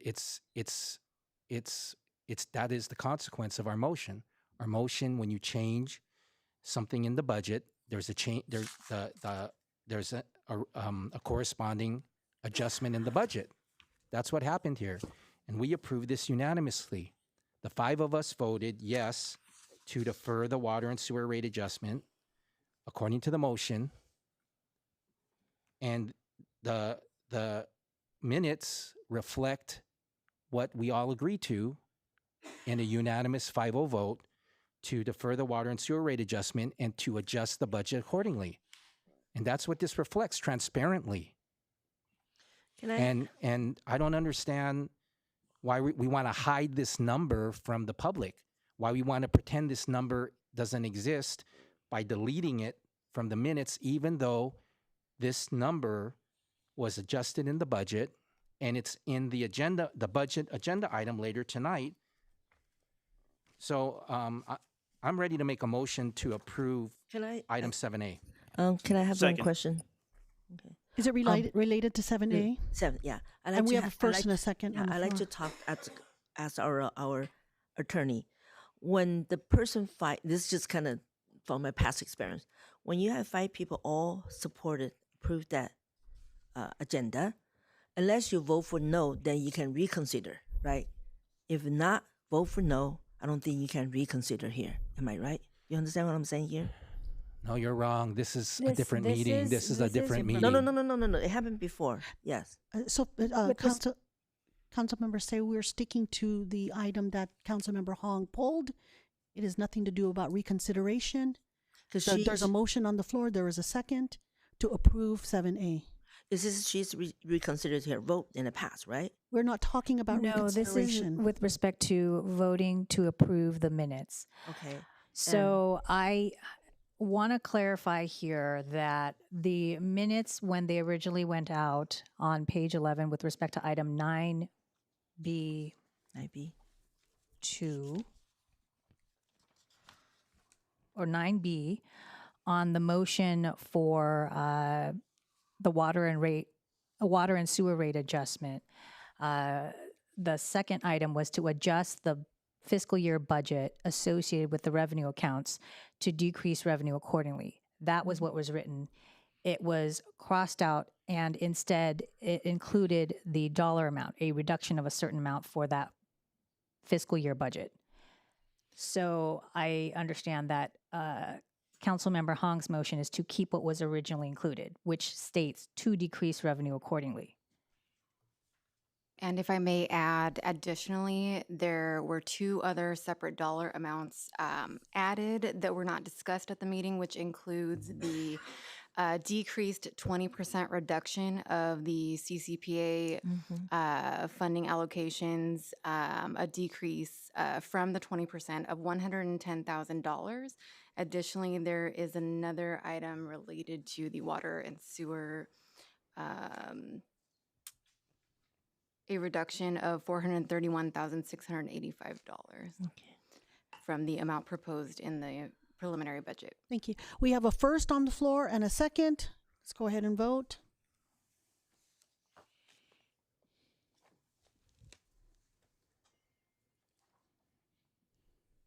The motion passes 3-2. Okay. Next, we have 7D. Go ahead, Councilmember Hong. 70, I know we already passed the motion, but I just want to ask. No, we didn't. We have not passed the motion. You pulled it. Sorry, and I want to ask City Manager, can you explain how the contract and the costs come out with? Yes, thank you. Item 7D on tonight's agenda is award of contract for administration services associated with the Community Workforce Agreement. That agreement was adopted by the City Council earlier this year. It provides for certain provisions related to the labor used for specific capital projects that exceed a specific dollar threshold. And because of the significant amount of paperwork involved in ensuring compliance with the provisions of that contract, the proposal is for a third-party administrator to oversee the paperwork involved, working with the contractors that are hired according to that agreement. So this is a contract in the initial year not to exceed $65,000. That rough amount was calculated based on industry standards, based on the anticipated cost of projects that would qualify under this agreement. Okay, City Mayor. May I please respectfully request a break so I can talk to the city attorney? Yes, let's call Thank a you. 5-minute break, please.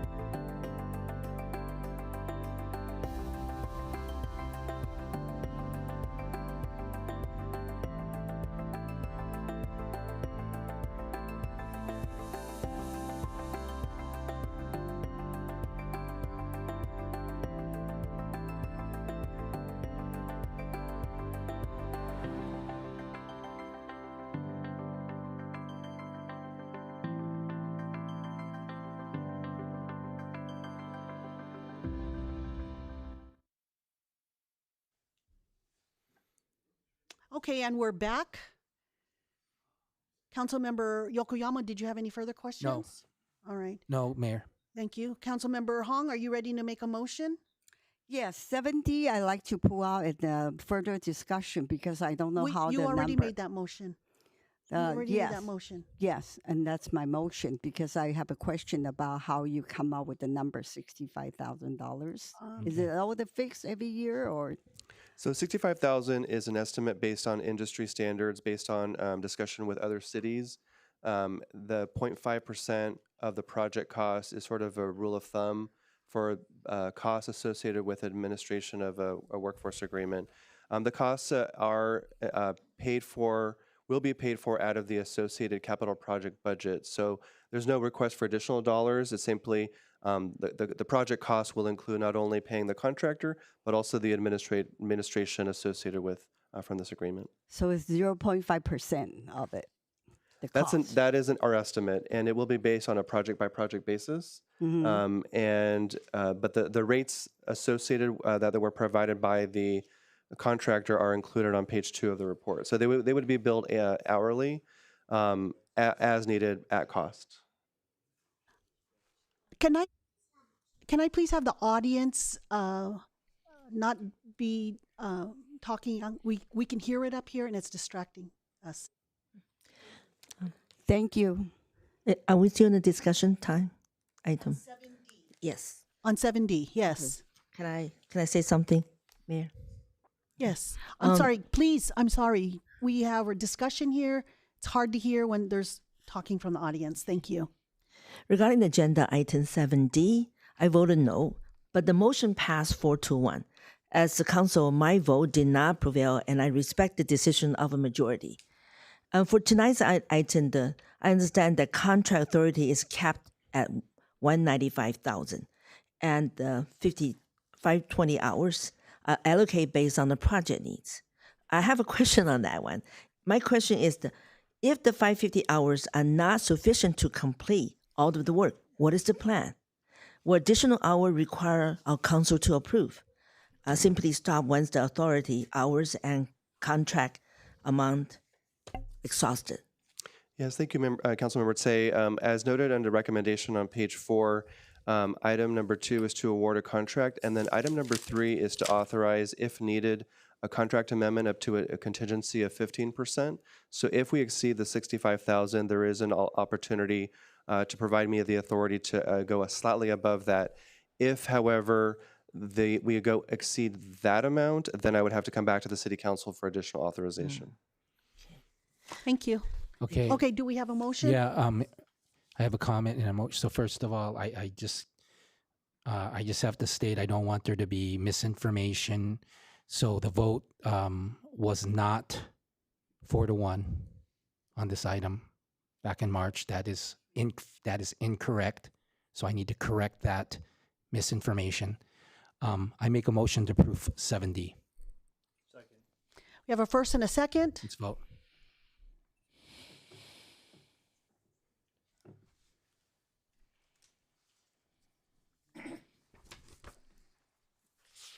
The motion passes on a vote of 5-0. Thank you. Now we are on to item 8A. City Manager, do we have a report on this item, which is a public hearing? Yes, thank you, Madam Mayor, members of the City Council. Item 8A of tonight's meeting is a request by an applicant to renew a wireless telecommunication permit. This comes to you at the recommendation of the Planning Commission. For tonight's presentation, I will defer to Jeremy Lowe, Senior Planner, and following his presentation, he and Ms. Aguilan would be happy to answer any questions. Thank you, Mr. Lopez. Good evening, Mayor and members of the Council. Applicant Network Connects, on behalf of T-Mobile, is requesting a renewal of an existing wireless telecommunication permit, WTP 2016-1, 2026 renewal, to allow for the continued operation of an existing 70-foot monopine wireless telecommunication facility on an industrial property located at 16307 Arthur Street, Cerritos, California. In 2016, the City Council approved the original wireless facility, which is a faux pine tree tower consisting of 9 panel antennas and 9 remote radio units mounted on the tower, with supporting equipment located beneath the tower in an enclosure. Wireless telecommunication permits are required to be renewed every 10 years, allowing the city to inspect the facility and related equipment for compliance. Upon receipt of the permit renewal request, the wireless facility was inspected and new conditions have been included as part of the renewal request. Project-specific condition of approval 78 is added to ensure that the monopine faux tree is rebranched and repainted and that the structure remains in good condition at all times. Project-specific conditions of approval 81 and 82 were added to ensure that additional faux branches are installed in all exposed open areas and for the refurbishment of worn, faded, and discolored faux branches. This request for renewal was approved by a vote of 4-0 to recommend approval by the City Council, with one commissioner absent, by the Planning Commission at the June 3rd Planning Commission meeting, and this item met all public noticing requirements of the Cerritos Municipal Code. At this time, it is recommended that the City Council review and discuss the renewal request and conduct a public hearing and waive full reading of and adopt a resolution approving wireless telecommunication permit, 2016-1-2026 renewal. This concludes my presentation. Staff will be happy to answer any questions that the City Council may have. Thank you. Thank you for the report. Do we have any questions from the council? I have a question, Mayor. Yes, please. Okay, this is it's like a renewed contract. Am I right? Yes, under our municipal code, wireless permits are allowed a 10-year permit. And at the 10-year mark, they do need to, if they want to continue remaining in operation, they have to get a renewed, another 10 years. Would there be somewhere updated the website or internet? Some kind of updated. We do have applications for wireless permits on our website now. Because I went to the meeting on that day when the Planning Commission approved this project. My another question is, I drove by the place. I saw this, it's called Faking Treat. Kind of faded, doesn't look good. Is this under a plan to make sure the vendor will be updated the faking tree? Yes, thank you. As was noted in the presentation, condition of approval 78 has been added to require that the project site be rebranched. So they're going to add new branches to ensure that it is refreshed and with a more pine-like coloring. Yeah, I know I saw that, but I want the public to see that we are trying, because I heard people did have a concern about the faking tree. Thank you. I really like it. So public comment now, right? All right. Do we have any public comments on this item, on item 8A?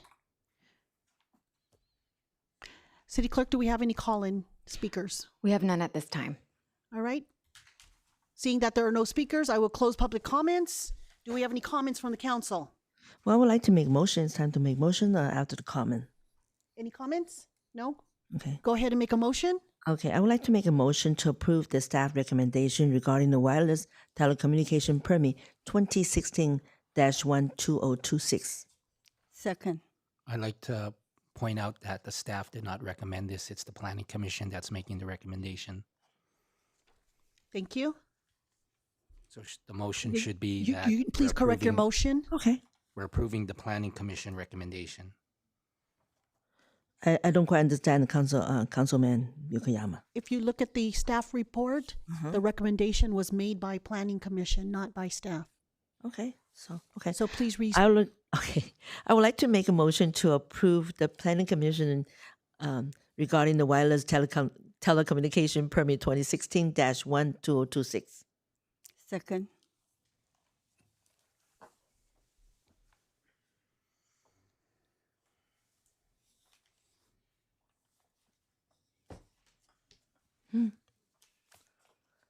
Get it? My screen is not showing off that. Let me see. Oh, got it. Thank you. The motion passes 5-0. Thank you. Item 8B, budget adoption. The next item is a public hearing. Item 8B. Do we have a report on this item? Yes, thank you, members of the City Council. Item 8B, the next public hearing, is the culmination of several months of work not only by city staff and members of our budget team, and also the City Council in conducting a series of budget study sessions.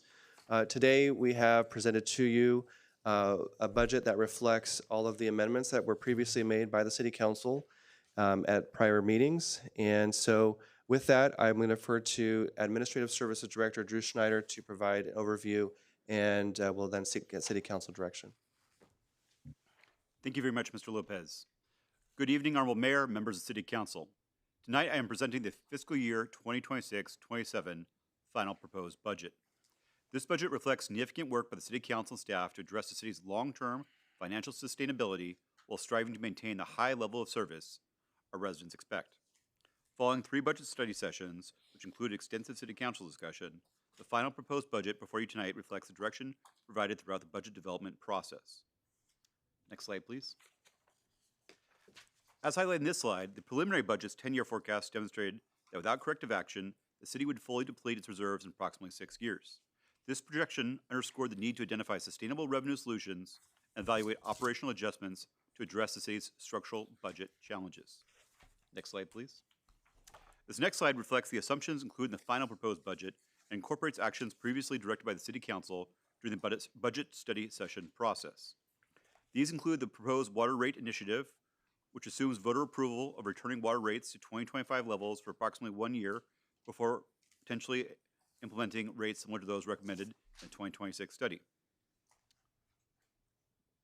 The budget also reflects a partial restoration of certain city events, additional cost savings associated with the Human Resources Division and the Dial Ride program, and the deferral of water rate increases from January to June of 2027. Pardon me. Next slide, please. This final forecast illustrates the financial impact if water rates are reduced to 2025 levels and no new rates are subsequently imposed. This scenario results in substantial ongoing deficits, accelerated reserve depletion, and a significantly more challenging long-term financial outlook. Next slide, please. This final slide compares the preliminary budget presented on May 11th with the final proposed budget before you tonight. It shows both the recurring operations and our total budget position, which includes operating costs, one-time revenues and expenditures, and the capital improvement program. The figures on the right reflect the adjustments made as a result of City Council direction during the budget study sessions and subsequent meetings.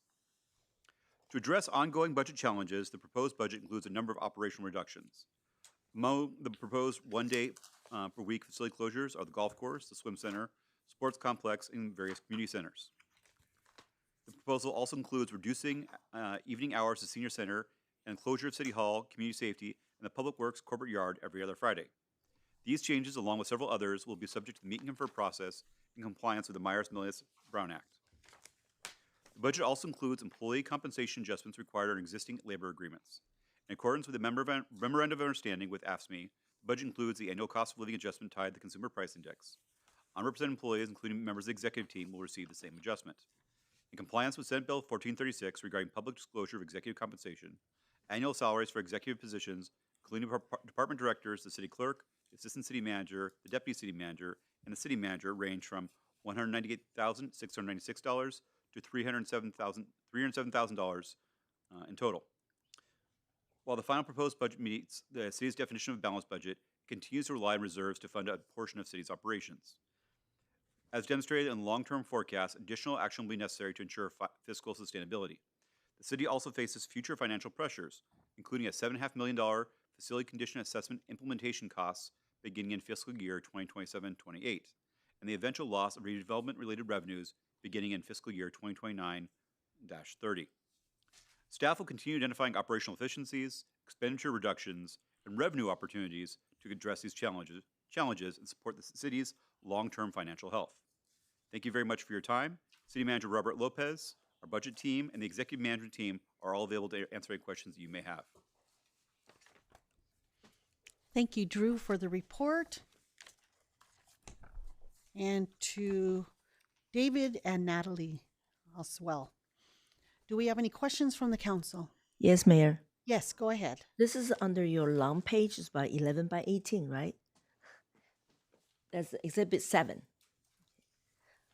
I just have two questions about, on the right-hand corner, expensive growth assumptions. Why can't we have a percentage there under, let me see. I have to use my ruler though.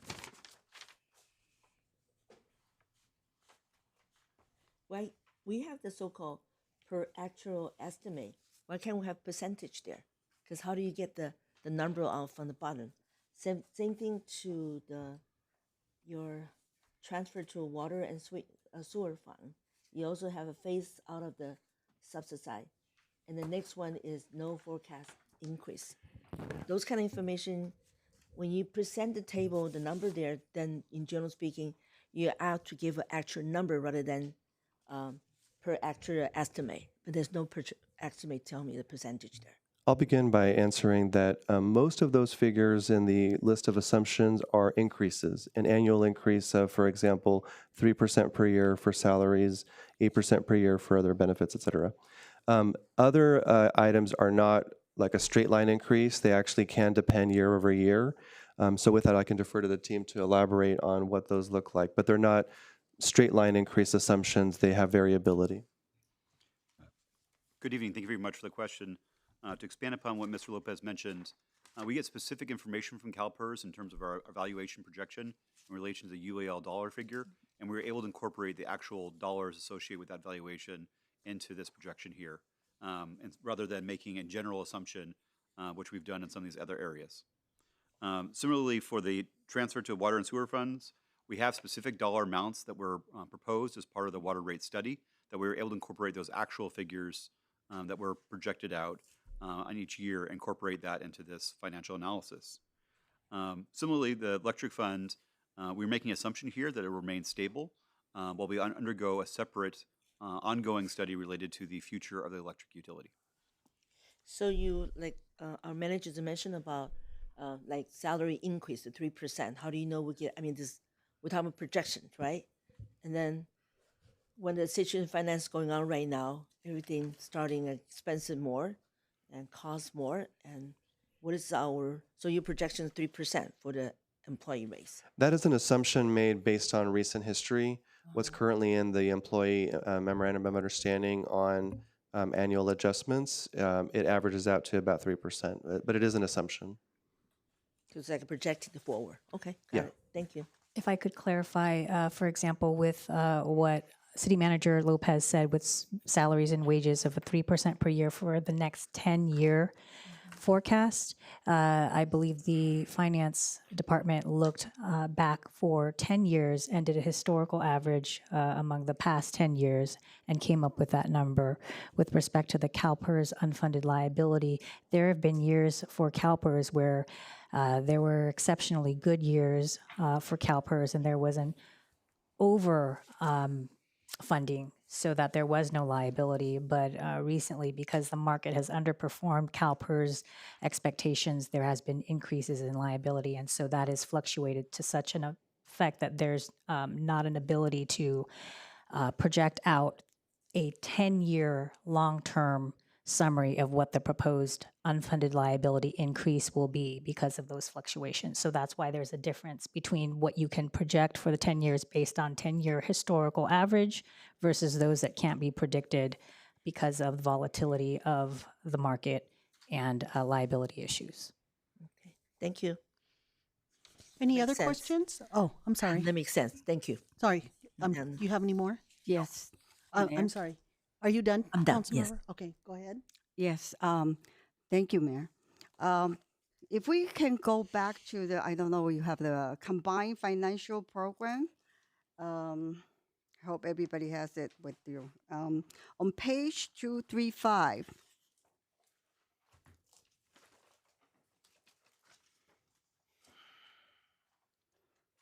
that's under the code number 541, administrative services, human resources, item number 61430, professional services. I've noticed there's a big jump from the 2025-26 budget to 2025-26 estimated. Can Robert, or the finance person can explain that? Yes, thank you. You're referring to, again, it's page 235 of the proposed preliminary budget.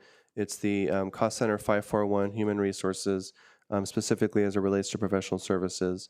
So the difference in what was originally budgeted and what is estimated for the year can be accounted for some specialized one-time services that were related to, we had a temporary vacancy in the division, and some of his outside services were used for some HR projects.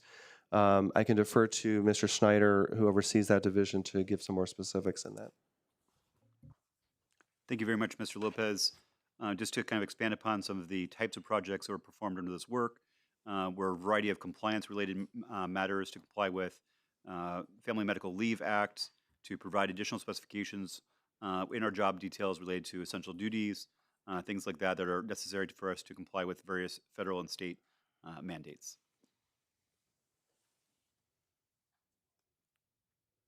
And that's why we have such a big jump this year. I mean, the budget, from the budget to estimate it. There were additional work that needed to be performed following the classification compensation study that was completed in 2024. So there was some residual work from that, along with some other compliance-related matters that we had to attend to that required outside expertise and independent perspectives. Thank you. Can we also look at page 237, please? Same thing of the code number 551 and also 61430. How come before we don't have any projection on this one, and then suddenly, starting for 2025 to 2026, we started having that, and carried all the way to 2026 to 2027? I can begin by sharing. So just to be clear, this is page 237, Cost Center 551. We're talking about professional services. There are some duties that were originally handled by the Human Resources Division, performance management being one, that is now handled by the Enterprise Services Division. So that accounts for some outside services that were utilized in connection with that and other compliance issues. And I can defer to Mr. Schneider again for additional details. To expand upon Mr. Lopez's answer, one of the critical elements that we have brought in additional resources to address is a comprehensive performance management system. This includes update of our electronic system as we move to NeoGov Perform, but also bringing in specific trainers to work with our supervisors, managers, and directors on how to perform performance management correctly, compliance with the law, and in the most effective way possible. This ties back to our strategic plan initiatives as one of the key deliverables we have for the City Council. So it's kind of outside consulting service?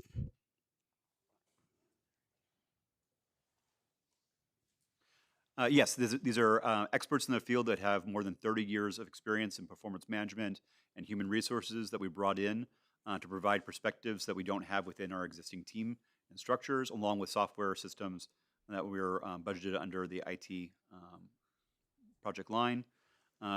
As part of our efforts to increase overall efficiency and effectiveness across the organization, effective performance management is one of the key drivers to not only ensure that we get the best performance out of all of our employees, but to limit potential liability associated with performance management measures that aren't successful. Okay, I just want to make sure of that, because I think when we're hiring people, we always want to hire the professional and the expert with the experience. You know, that's why I was curious about this amount. Thank you. And also, last one is the page 257.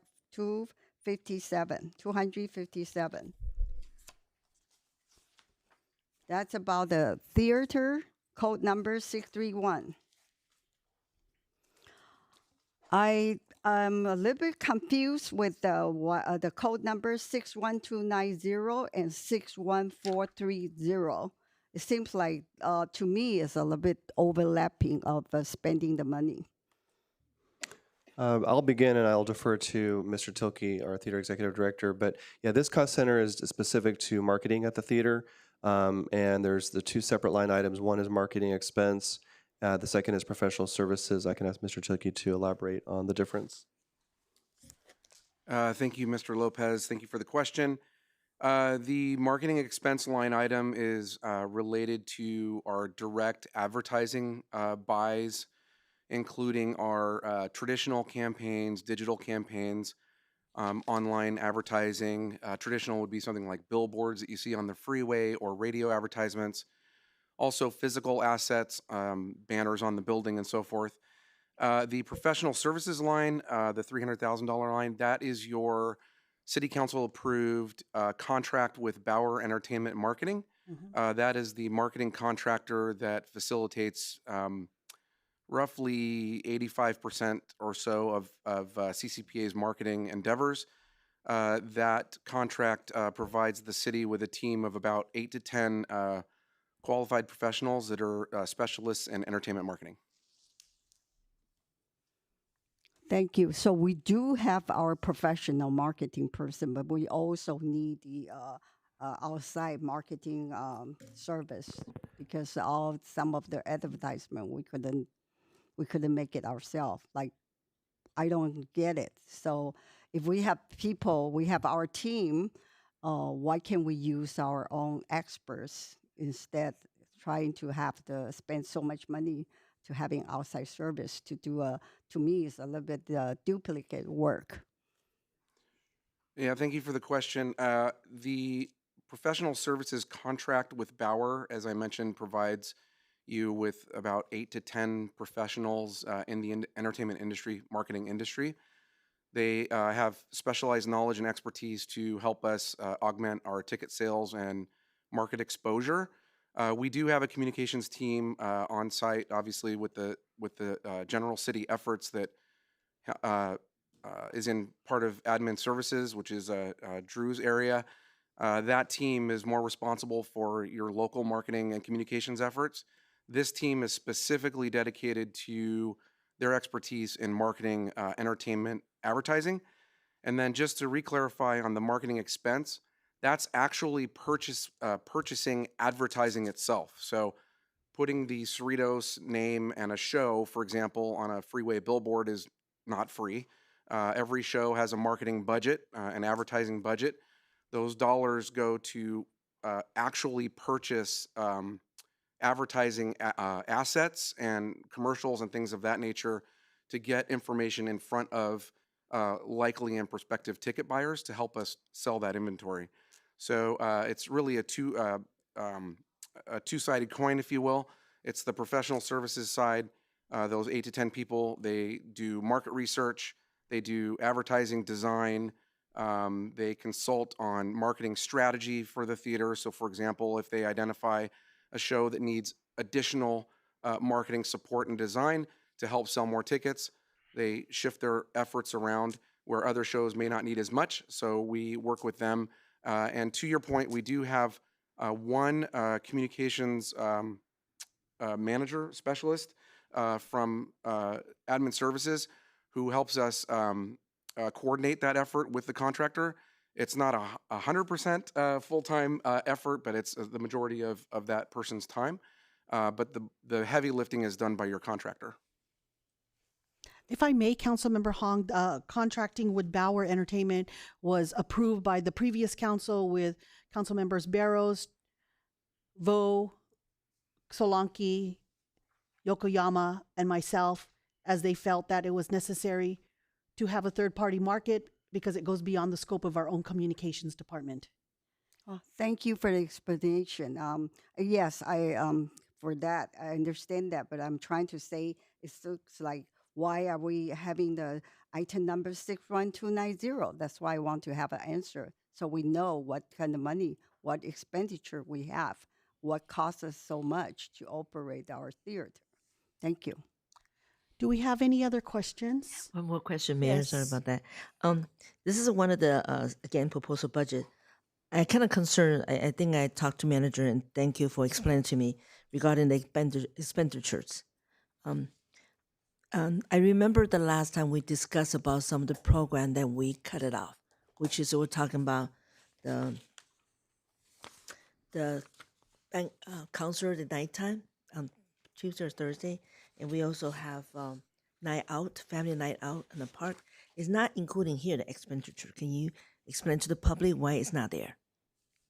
Yes, the preliminary budget included a series of proposed reductions and suspensions of activities as a means to balance the budget. That was the direction of the City Council, submit a balanced budget. So there are several cuts proposed. There is attached to the agenda report an exhibit that has an updated list of cuts. This was originally an appendix to the a large budget document. This is Exhibit 3 to this agenda report that has a full list of what has resulted as a result of recent City Council direction. But yes, the Thursday night concerts and the Tuesday family entertainment showcase activities were suspended. They are not currently being presented this year, and that has also been reflected in this budget. And same is with the committee meeting every 3 months.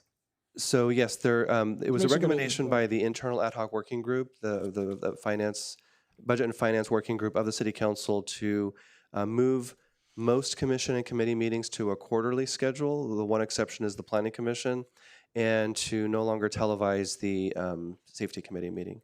And that this- is proposed as a budget amendment of a reduction of $4,000 in $4,000 expenditures. Okay, thank you.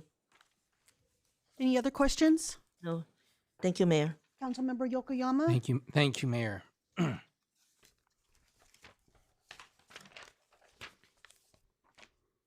Thank you, Drew, David, and Natalie for the agenda report. So one of the things that we did during the budget study sessions is the City Council restored, we restored one of our layers of safety, one of our layers of public safety that had been removed from the budget, and the City Council restored Sky Night. So right now, Sky Night's back in the budget for $180,000. And there are residents who value this layer of safety. They came to the meeting and spoke in public comment, and we heard them, and we restored Sky Night back into the budget. I want to let Captain Drew Strong and Public Safety Manager Ryan Carey know that the City Council restored it by a vote.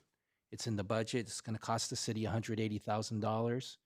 Can you please help the City Council understand over the course of this upcoming fiscal year how this investment of $180,000 in the Sky Night is helping our city of Cerritos? I'm asking you to please, over the course of the fiscal year, be aware of and pay attention to how Sky Night is keeping our Cerritos residents and businesses safe, so you can give us an update over the course of the fiscal year, because we've already made the decision to add it back into the budget. It's going to cost us $180,000 as part of the $22 million plus that we're putting into public safety for our residents and businesses here in the city of Cerritos to keep Cerritos safe. I just because this City Council proactively put it back into the budget, when it was proposed to us to eliminate it. But these residents came and spoke to us at public comment and told us why it's important to them. And as some of us spoke during the budget study session, it is important to us too, to have this additional layer of safety, these eyes in the sky.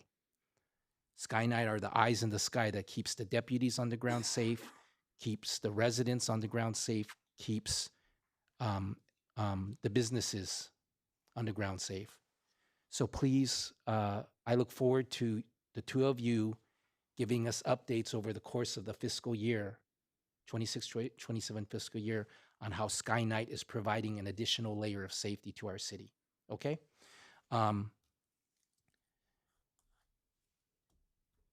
So the questions I had for you, though, was about, in the budget, we added an additional Alper trailer.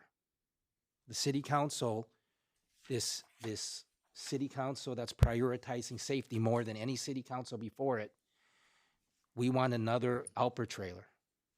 Okay, we want to keep this safety priority going, where we've already reduced residential burglaries from 20 in 25 compared to 24, and now we're reducing residential burglaries so far in 26 compared to 25, right? Yes, sir, that's correct. Okay, so we want to keep suppressing and reducing residential burglaries. And we have heard the residents, they want Alper cameras. They want another Alper trailer. You guys keep getting asked by the neighborhood watches for that Alper trailer. We authorized you to buy another Alper trailer as part of the 22 million plus that we're providing for public safety in the 26-27 budget. So I wanted to make sure, Ryan and Captain Drew Strong, that this $36,000 that we approved, the city council approved to lease an Alper trailer, an additional Alper trailer in the 26-27 fiscal year. Is this the best use of the $36,000, or how does it compare to buying an Alper trailer? And how does it compare to buying fixed or stationary Alpers, automated license plate readers? How does it compare to buying and installing fixed and stationary Alpers in our residential neighborhoods? Yes, sir, thank you for the question. We did, pursuant to the council's direction and questions, we did discuss with the contractor for our mobile Alpers camera trailer the potential for purchasing it. They advise they don't typically sell them, they do lease them, and the benefit that we get from leasing it from them is that they assist us with the monitoring. If we purchase it, there's an additional cost, and we would also be responsible for the monitoring. So they're supporting us with the monitoring of the trailer as well. And so we've been happy with the service that we've been getting from the existing one that we've already got, that's been deployed in the community. And we expect that if we move forward with the acquisition of a second trailer, we'd be getting the same value, that we're happy with the service that the contractor is providing us. As it relates to the location of fixed Alpers cameras throughout our residential neighborhoods, I can tell you that was quite a substantially more expensive cost to the city. When we've gone through 3 phases of Alpers cameras installations over the last year and a half or so. Each round of installations has cost the city between $250,000 to $300,000, and that's provided us with roughly 15 cameras per installation or per phase. So that is quite substantially more. With the Alpers mobile trailer, we do have a little bit more flexibility to be able to move it to areas of need. We've been working very closely with Captain Strong and his team to identify areas of need. As you mentioned, we have gotten feedback from residents that the mobile trailer is desired. And I think the Alpers trailer is a good use of the city's revenue and the money that we have. And we'd be able to have a little bit more flexibility in where we're locating them, as opposed to utilizing fixed cameras throughout the city, which have been helpful but are substantially more expensive. So I think the proposal that's before you in the budget this evening is a good use of the city's funds. The $36,000 Yes, for sir. buying, for leasing for 12 months an Alper trailer, Yes, that sir. includes monitoring. Yes, sir. Okay, do we have any, so we have over 50 Alpers in our city, correct? That's correct. I think the exact number is 51 cameras monitoring 15 intersections strategically located throughout the city. Okay. Or do we have any more Alpers that still need to be installed for phase 3? Or are we completed with phase 3? We've completed all the installations of the Alpers phases that we had budgeted for. So there is no further budgeting proposal for additional Alpers phases. So what would be the cost to install, what would be the per Alper cost to install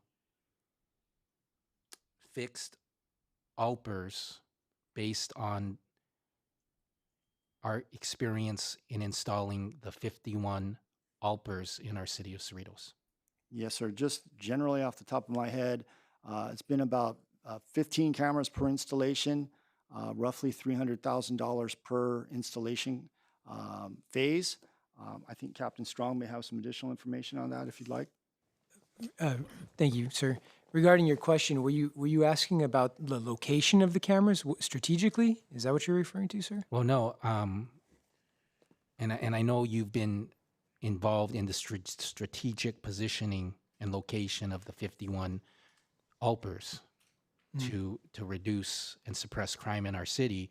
What I'm wondering is what is the per unit cost to the city of Cerritos for the fixed ALPers, for fixed ALPers in our city?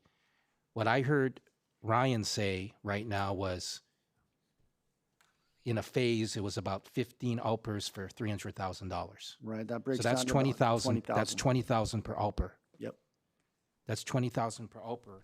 So we can put in 2 ALPers for the cost of leasing an ALPer trailer.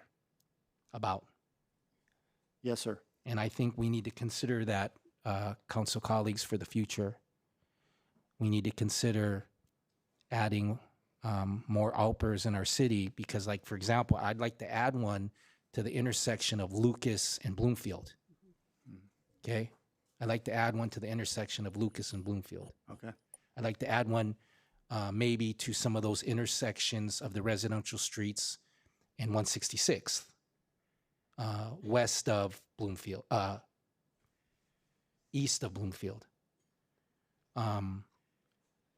Because we buy it for $20,000 and now we have a permanent ALPer instead of leasing one for $36,000 that we don't own. After a year, we don't own it, and then we got to pay another $36,000 the next year. So we should consider that. I know it's more, that's more than we're doing tonight in approving the budget. We need to consider the smartest financial way of adding ALPers to our city. Okay? Drew, can you explain why this is a balanced budget? This is a balanced budget, but could you please explain how this deficit figure relates to the fact that this is a balanced budget?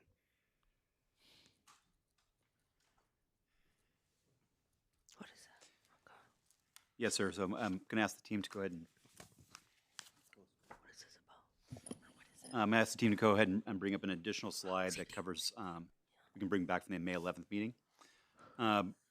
Our city policy related to budgeting has a very clear definition, which I'll read to you here, for what is a structurally balanced budget. Just a moment, sir.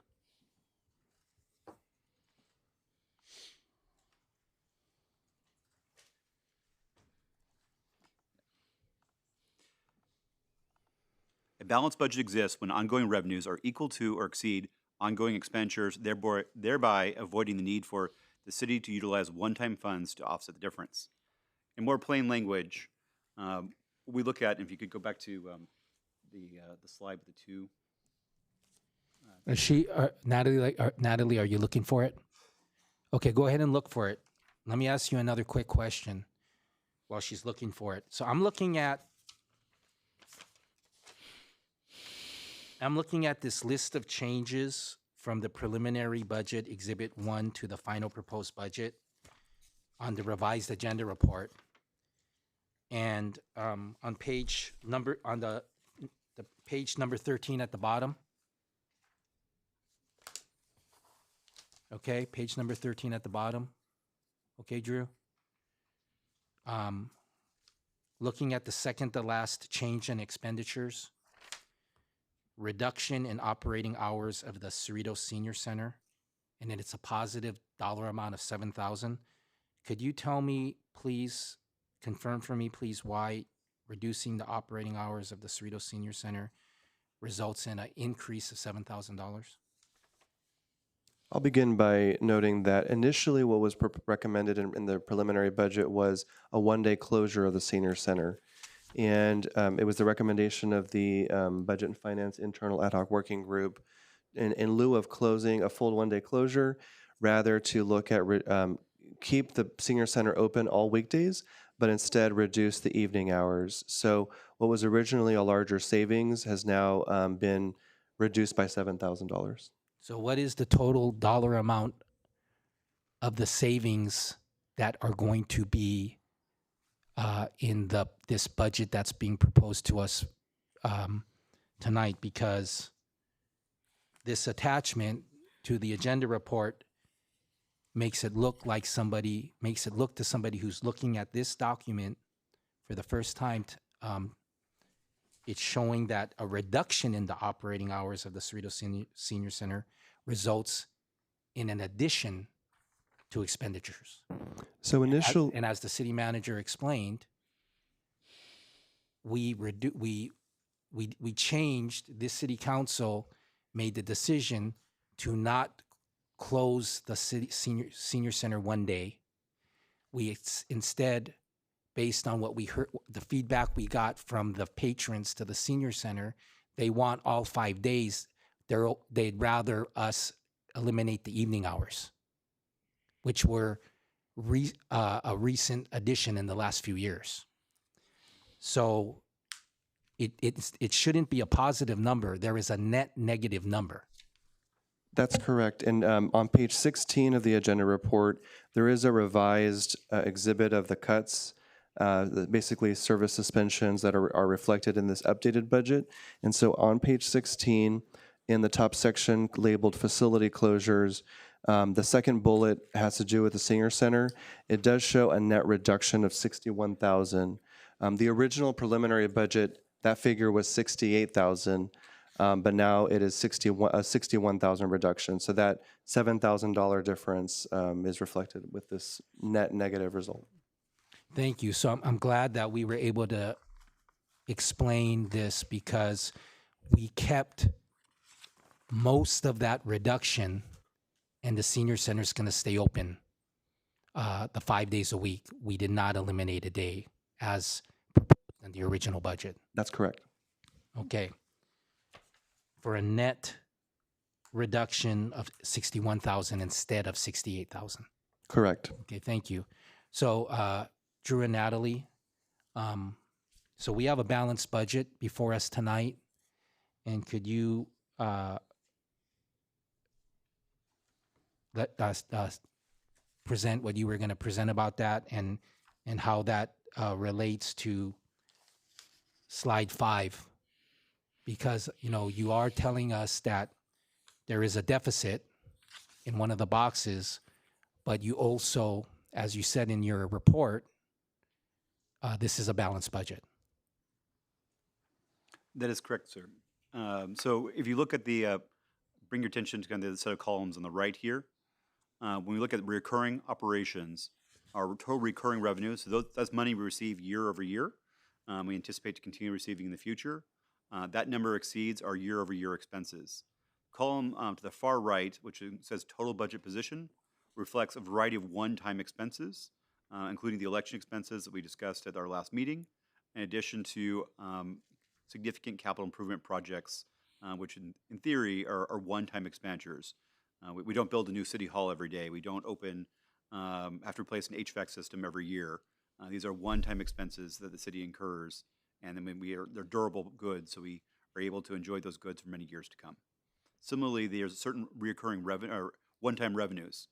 That may be proceeds we receive from a grant or outside revenues that have a defined nature and are not ongoing. Okay, so thank you. So that deficit number reflects the capital improvement plan that this council approved, that is doing some one-time capital improvements in our city for our residents, one-time expenses that do not relate to the structural balanced budget. That is correct, sir. Okay. I wanted to ask, okay, so we, thank you to my council colleagues for supporting my motion to bring back a full Martin Luther King Jr. Day ceremony. This past January, we had over 400 attendees attend our regionally popular Martin Luther King Jr. Day ceremony in the theater of the Cerritos Center for the Performing Arts. So the City Council approved continuing our Martin Luther King Jr. Day ceremony in the theater. And at that meeting, we were told it might not be able to be in the theater based on the commitments of the theater, based on the commitments of the CCPA. So now that we're here 2 weeks later, can you update the City Council on if we can we have a Martin Luther King Jr. Day ceremony in the theater as approved by this City Council? I'll defer to Mr. Tilke for that. Thank you, Mr. Lopez. And thank you for the question. Yes, as we discussed last time, we do have a rental in place, a multi-week rental in place. That deal is nearly fully executed. We expect to have final word on that within the next week or so. We do have the Sierra Room on hold for a Martin Luther King Jr. Ceremony, which is where we've had it in years past. And we believe we can also modify that Sierra Room setup to accommodate a few more people than we've been able to host in the past. Probably not 400, but we could probably get close to about 300, 330. We can also, due to the nature of the rental, we could also provide overflow seating and a live camera feed into the lobby. So we do have options to host additional people, just not in the theater itself at this time. As I mentioned last time, in the event that this rental does not go through, the Martin Luther King Jr. Celebration would be then moved into the theater space. We do have that on backup reserve, if you will. Okay, so right now, today, there's a reservation in the theater, a private reservation of the theater. There's a private party renting out and paying for the theater on Martin Luther King Jr. Day, correct? Yes, sir, correct. Okay. So as of right now, today, the plan is to have it in the Sierra Room. Yes, sir. Okay. So is it going to be then equal to the 15,000 if it's in the Sierra Room, or is that 15,000 for the theater? The 10,000, the figure for the Sierra Room was estimated at 10,000, but given the discussion at the prior meeting, we left it at 15,000 to allow for the possibility for it to be in the big main theater. Okay. So it will end up being a lesser amount than 15,000 if it's in the Sierra Room. That's correct. Okay. And now we all know that. Okay, City Council colleagues? Okay, those are my questions for now. Thank you, Mayor. Thank you. Any other questions? Yes. Second. Do we need to make a motion on that? Are you making? We No, still not have to yet. have No, answer the comment. question. We still I have have to some have public comment. I comment. do have some comment too. Thank Yeah, you. public We're on comment. questions? Huh? We are on questions? Yeah, I'm on questions here. Yes, I do. Okay. When council member talking about, I'm always thinking about the budget as a pot. How many percentage, like a pie, to divide it out. All we're talking about tonight is about safety, public safety. We focus money on helicopter, monitor, and those kind of things, and neighborhood watch. But I'm looking over the whole thing, the community wellness. What are we looking to it? Safety can also relate it to the community engagement. I put it down here, I wrote it down here. There's common community wellness concepts. Health, which is state of the mental, physical, and social well-being. Safety is condition of protect from the harm, away from dangers and risks, and great. And the last one is community engagement. A lot of times people don't see that. When we have the night out, family night out, and our band, we have people out there, the neighborhood get together and talk about it. That's also including the safety things in there. And we need to focus. And I know I'm going to back again. We cancel those activities just only temporary for 1 year. But those is the thing, also put in the major thing, focus on community engagement. You know, I know we have a difficult budget decision. I really wish we can go back and look at that. Rather than eliminating community programs such as summer, concept, family night, I encourage my colleague to consider scale back option that preserve at least some level of the services and community engagement instead of the 100% cut. Totally ignore that. I really think we should explore the reduction of 50% or 75%. Allow the resident to continue enjoy this valued program while helping the city achieve the necessary saving, but plus get the most important to me is the community engagement. I never forget, I always involved those the event at nighttime when I met some of the neighbor I never seen them before. I mean, the park area, and we talk and we share safety thing, and we can bring it back to our neighborhood watch. Those is also into the safety. So I just want to remind my colleague to look into what is the community wellness here. And we're talking about safety, number one, yes, but also I think about community engagement, also improving safety too. Thank you, Mayor. Any other questions from the council? Yes, Mayor.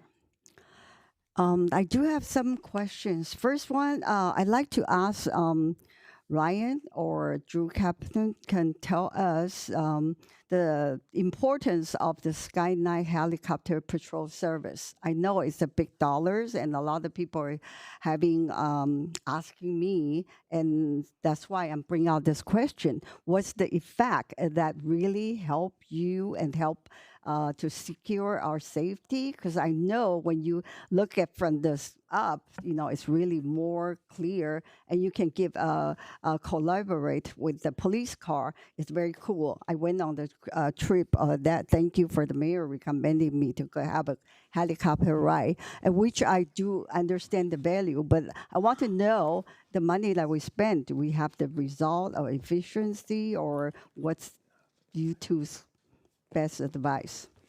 Yes, the Skynight service is an additional tool in our law enforcement toolbox.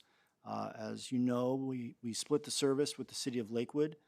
It does provide us with evening services, supporting our law enforcement with the sheriff. It's an additional layer of patrol services as well. So it's up in the air, flying, patrolling. It provides us with support when the sheriffs are responding to a scene. It provides that perimeter support. It's not redundant in terms of aerial support. We have in our contract with the sheriff, we have support from the Los Angeles County Sheriff's Aero Bureau. But the Aero Bureau only, they have 2 helicopters that service the entire county. And as much as we'd like them to be available on an on-call basis, they may be away at other calls across the county when we need them. And so Skynight helps to definitely supplement that when the Aero Bureau may not be available to immediately assist us. So I'll turn it over to Captain Strong too. I think he can provide a little bit more insight on that as well. Yes, thank you, Ryan. So we usually have 2 helicopters in the sky with the county at any given time. We have more than 2 that the county owns, but we have 2 in the sky. A north one that usually services the Lancaster, Palmdale, those areas up on the north side of the county. We also have one on the south side of the county. From my experiences, I've worked a few stations, so I've worked at Compton, Century Station, as well as Carson Station. For those particular stations, they utilize that airship quite a bit. Some of them are pretty high crime areas. So what Skynight does is it does give us a unique opportunity to have a personalized service for us in Lakewood to have an immediate response to our particular area where we're not sharing that resource with a whole bunch of other contract cities.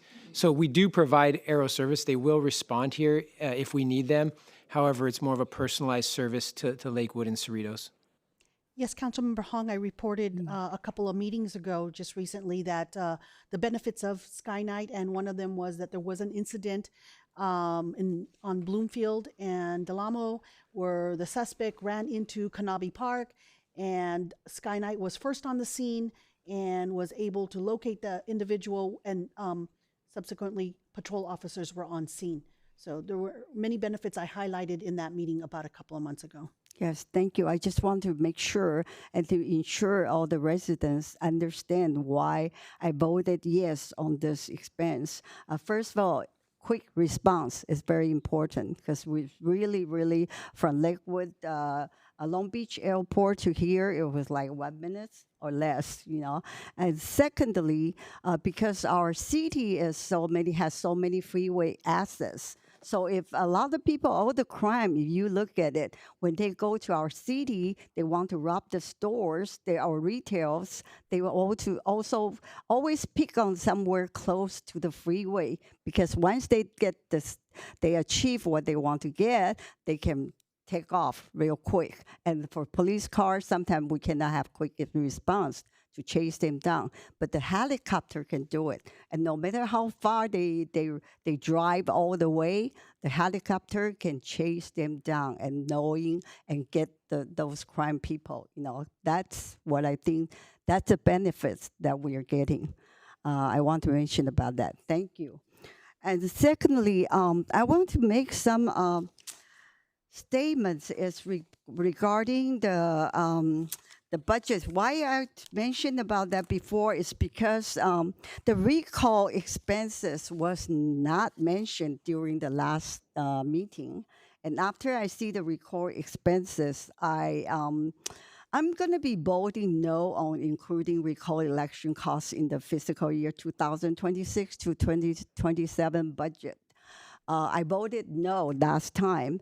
And my position, why am I voting no, is I know it's a good safety that we know if in case we need this money. But my position is based on the fiscal responsibility and the budget transparency and the respect for the democratic process.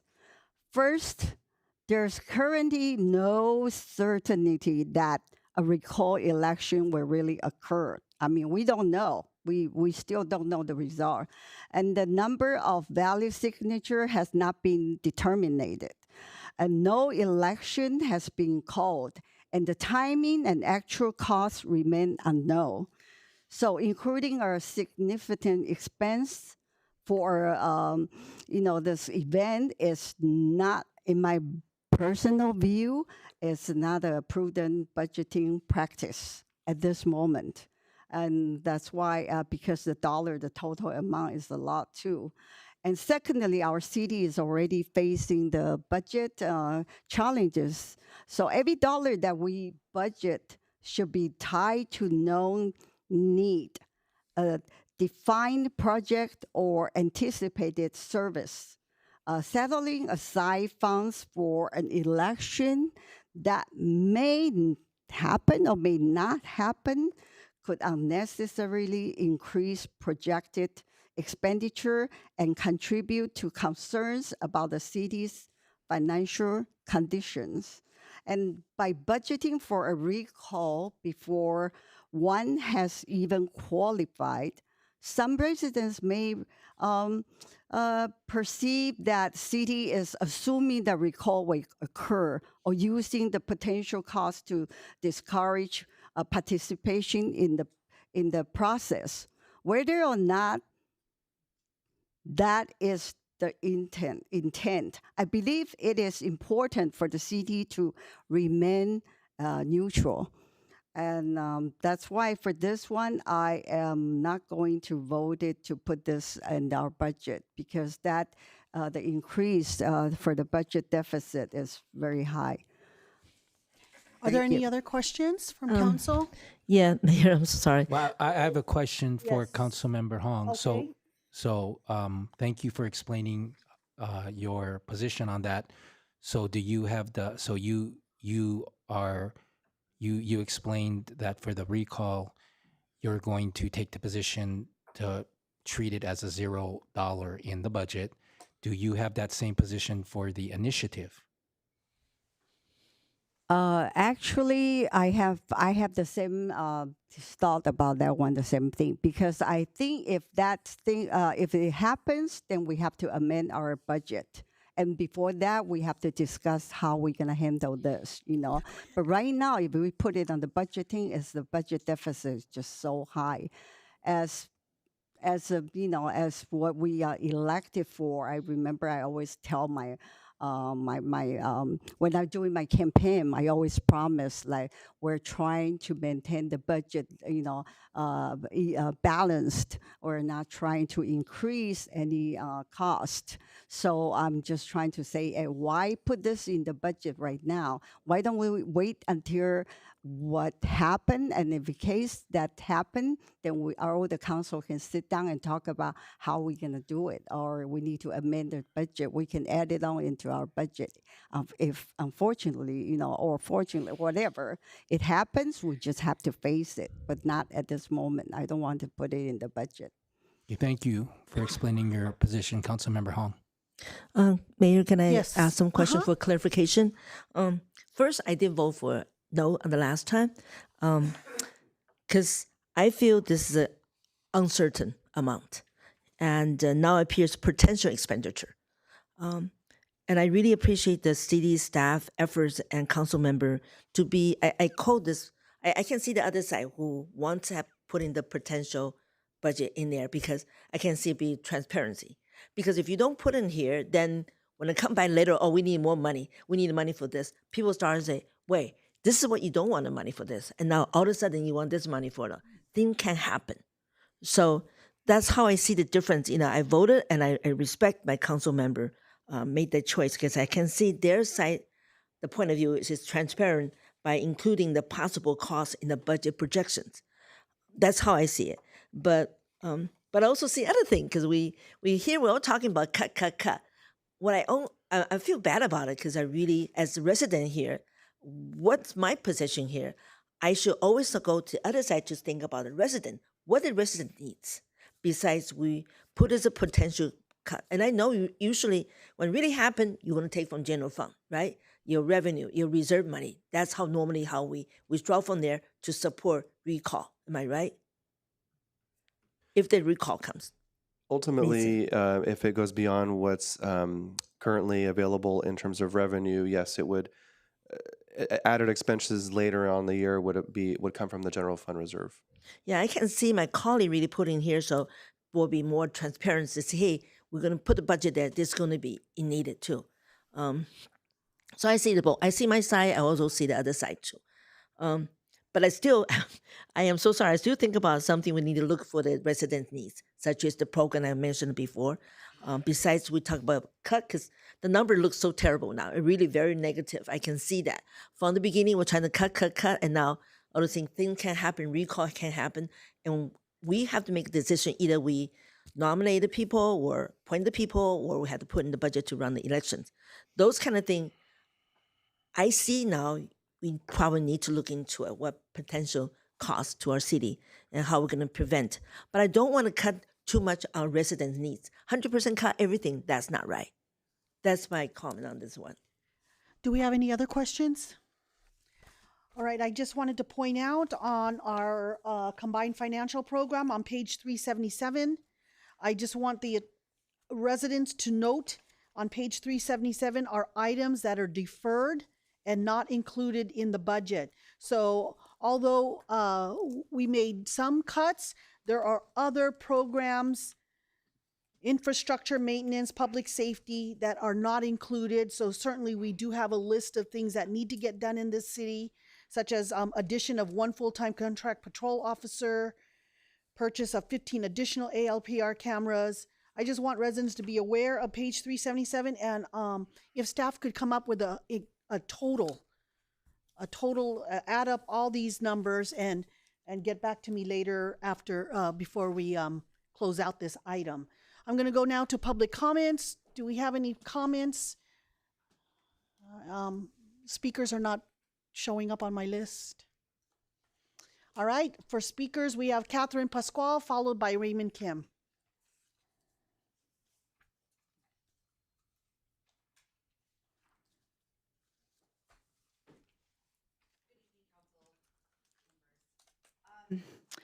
I was on the Resident Budget Task Force Committee, and then I have not had a whole lot of time to follow this as it was the end of the school year. But thank you for your hard work in making cuts to decrease the deficit. Thank you to the staff and the council. Councilmember Hong, I understand what you're saying, but I don't want us to have an emergency mid-year and go through rush slashes again, like we had to with the failure of the water well. Some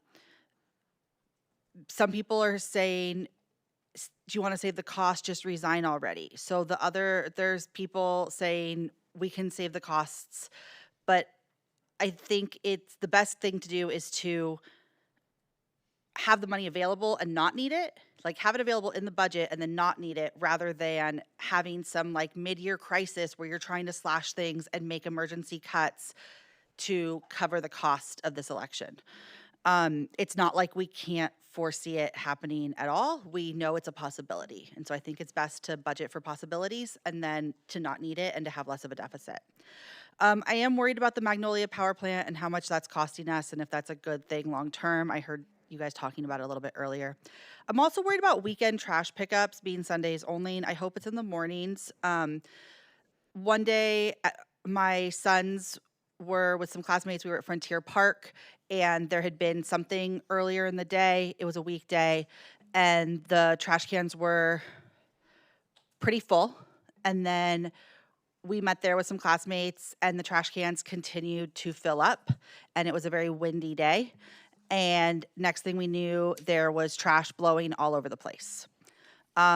Luckily, it was a weekday. We were able to call the city, and they actually got someone there to empty the trash cans pretty quickly. So thank you.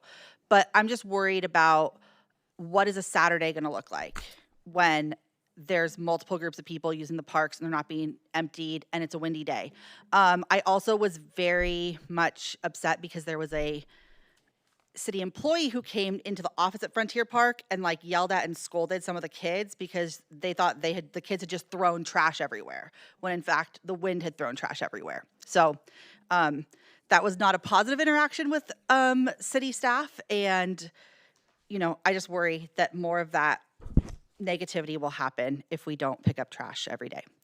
I'm also worried that we're deferring so much maintenance and capital improvement. I feel like that's how we got into this situation with the water rates in the first place. I do see that you cut a lot from the CCPA budget, and so I'm hoping that will make some residents happy, since they tend to blame a lot of budget woes on that. I'm not one of them, but and then I see the water rate repeal would be a major budget problem. And then lastly, I don't understand how we could do 4th of July without fireworks. Thank you. Robert, can you please let her know that there are fireworks scheduled? This year, but not next year? It is correct that this year, July 4th to 2026, there will be fireworks. Okay. What remains unknown at this point in time is the plan for next year. We can have further discussion on that. Thank you. Next, Raymond Kim, and then Carla.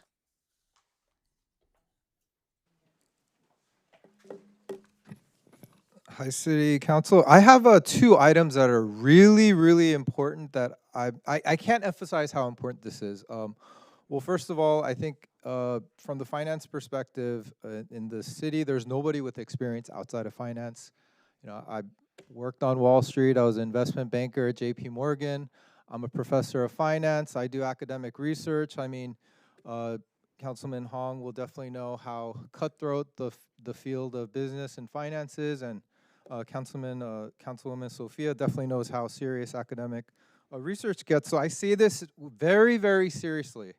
3% raises that are automatically part of the projection, that's going to cost us $1 million a year forever. So like 50 years of $1 million extra every year, the present value of that in a lump sum payment is $33 million. And for that to not be a budget item for discussion on the agenda is crazy to me. Like, that's something that the public should comment on.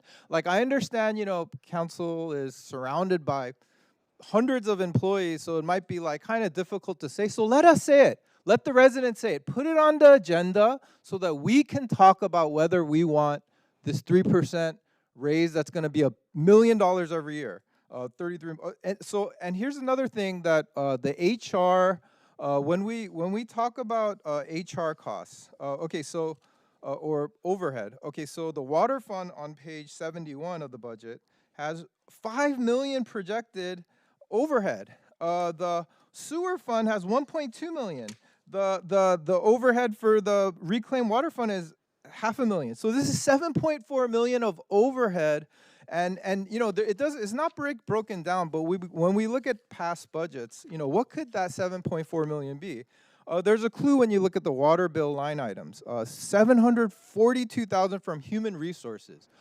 What is human resources doing in the water fund for 742,000? Now, also PR is billing 253,000 to the water fund, but we heard that the CCPA is doing a bunch of marketing and PR, but there's zero overhead for PR in the CCPA. So why is zero being assigned for PR for CCPA, but 253,000 for the water fund? Like, this is ridiculous. So the overhead allocation method should also be an agenda item that the public talks about. So let us talk about it so that we can tell, you know, so we can dig into this so that you guys can make a decision based on information that neutral parties or the taxpayers can give you. So these two items are so important. Thank you. Next is Carla Gilheis.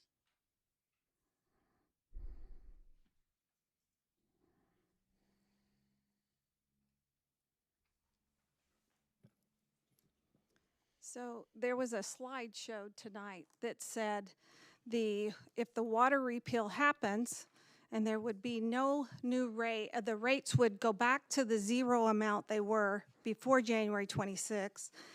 It's going to be this dire. So that said to me, you guys don't know what the repeal says. So I'm going to read it to you. The city attorney has prepared the following title and summary of the chief purpose and points of the proposed measure. Initiative to repeal water and sewer rate increases, and listen closely, to set new water and sewer rates based on a new rate study, cost of service analysis. The initiative seeks to repeal the city's water sewer rates and base it on a study of cost of service analysis or other substantial evidence in compliance with California Constitution. The initiative requires the rate study to be completed within 180 days of certifying the election results on the initiative. The initiative allows for an independent review of or audit of all financial data, methodologies, and allocations used in preparing the new water and sewer rates within the same 180-day period based on the study. If the city does not adopt new water and sewer rates prior to the expiration of that 180-day period, then the water and sewer rates will return to the January 2026 level. You know what that means? That means you guys as the city and the council, it's on you if those rates go back to the January level, because you'll have 180 days to do a study. Now, I agree that we should be careful and we should budget for a recall and a repeal, but we should do it with real numbers, not with Frank's made-up numbers of Downey, which is twice our size, and having 3 elections. We're going to do, oh, by the way, I'm sorry, I'm going to digress here. These are recall and repeal forms that I picked up, that I did on Saturday for 3 hours. You should budget for the recall and the repeal, but do it at a realistic rate that the city clerk gave us, which was between $300,000 and $350,000, because we're on the road to have 3 initiatives that are on the ballot, one election, not 3 like Frank keeps repeating. Thank you. Thank you. City Manager, I had a question. Their initiative requires or is requesting a study. How much, who pays for that study? Do we? It would be a requirement that the city pay for that study, procure that study. Estimated cost at about $70,000. 70,000. And didn't we just do a study recently? About a year ago, yes. So that study I would consider most recent. Yes. So 70,000 from the last water study, and then a new study again for $70,000. Approximately. I get it. Okay. Frank, did you not mention Downey's recall efforts and they're by district, correct? Thank you, Mayor. I actually think 571,000, which is what it cost the city of Downey, might be low because the city of Downey is split up into 5 districts. So the recall was for 1/5 of the city of Downey, which is significantly smaller than all of Cerritos. And for that 1/5 of the city of Downey, their recall election cost $571,000 in 2023. So given for inflation, and also given for the fact that the city of Cerritos is significantly bigger than 1/5 of the city of Downey, the 571,000 might be too small, might be on the low side. Another thing is it would be a standalone election. It would not be a consolidated election with the November election. It would be in December, possibly. So it would be significantly more expensive. And then also, and I'm really confused why people are holding up yellow cards. I don't know what that means, but it must be a World Cup joke that I don't get. But another thing is the city of Huntington Beach, when they were considering an election, there was a recall effort in the city of Huntington Beach. In that recall effort in Huntington Beach, the city of Huntington Beach budgeted for their recall election $1 million. So Huntington Beach actually budgeted significantly more than we are for a recall election. Correct. And I believe your request to budget these items was to address all potential scenarios with a potential recall of 2 members and then another election to fill the seats of the 2 vacant spots, correct? Yeah, because under the law, under the elections code, for a city, for just like the city of Downey, city of Cerritos, you have a recall election that where the question is, should Councilmember John Smith be recalled? And if, so then you have a full-blown election that's, according to the city of Downey, it cost them $571,000. In Downey, they succeeded on the second try to schedule a recall election. The first try, they did not get enough signatures, so they had to start over from the beginning. And on the second try, they got enough signatures, and their recall election cost $571,000, and they were unable to appoint, so they had to have a election to fill the vacancy, and that election to fill the vacancy cost another $571,000. So that was a total of $1,142,000 to fill the vacancy of the 1 council member that was recalled. So that's another reason why we might be underestimating in the budget, because the recall proponents are making an effort to recall 2 council members. So there's going to be twice as many sets of signatures that we have to pay the Los Angeles County Register of Voters to review and verify and validate or invalidate. And there's going to be two recall questions on the city of on the Cerritos recall election. There's going to be 2 recall questions where Downey had only 1 recall question. So that's why I think Downey's $571,000 actual cost might be on the low side. It might be too low. And I'm unaware of what Carla said about the city clerk saying an election would cost $300,000 to $350,000. She never reported that to the city council, as far as I'm aware. I never received that. She's never told that to us.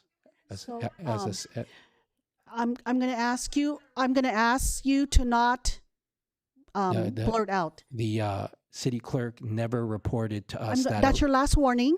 the city clerk never reported to the city council that a recall election would cost $350,000. And I believe She definitely didn't bring it up at the I wasn't aware. the meeting on June 8 Yeah. when we were discussing this as a budget amendment. Right. I wasn't aware as well. Thank you for that. And city attorney, and you did clarify that an appointment, should two members be recalled, an appointment is not mandatory. They can obviously appoint or go to an election, correct? That depends on the timing of the appointment and the election, but they have the ability to appoint within 30 days, and failing that, I believe they could call a special election. But to call a special election, that would need to occur before the seats are vacated by law. All right, thank you. We'll continue with public comments. We have. Can I ask a question? Yes. Sorry.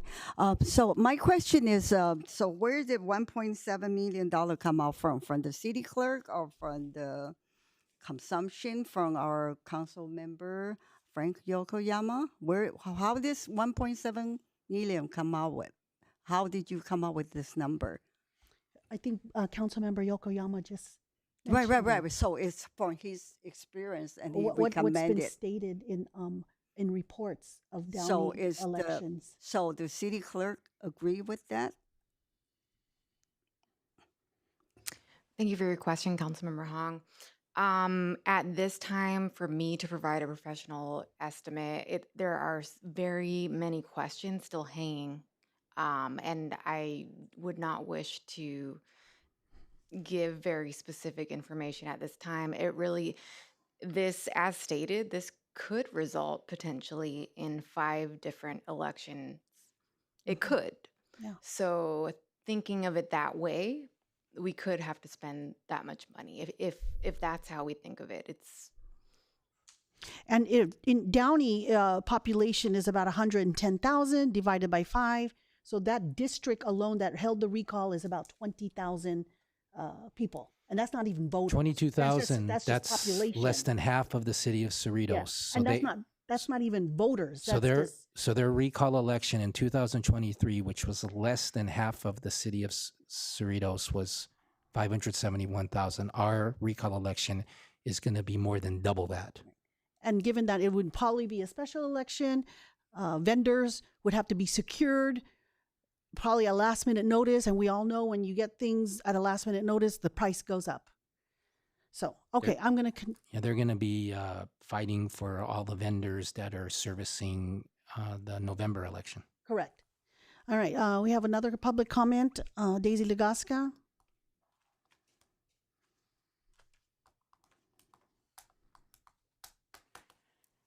Hello. So, I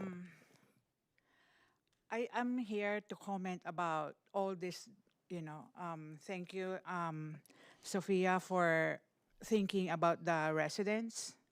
And everything is like you guys are taking out about the residents' services, like the different programs, the concerts, where the residents enjoys. So how about if you guys take out some also of your activities? How much do you spend? Maybe every time you have the council meeting, how about reporting how much do you spend for this week or for this month? How much did you get from the city?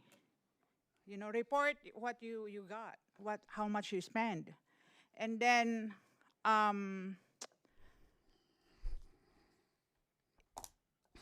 how about also taking out, like there is a John Legend coming, or there is like this big concerts at the CCPA, and you guys were going to get a freebies tickets.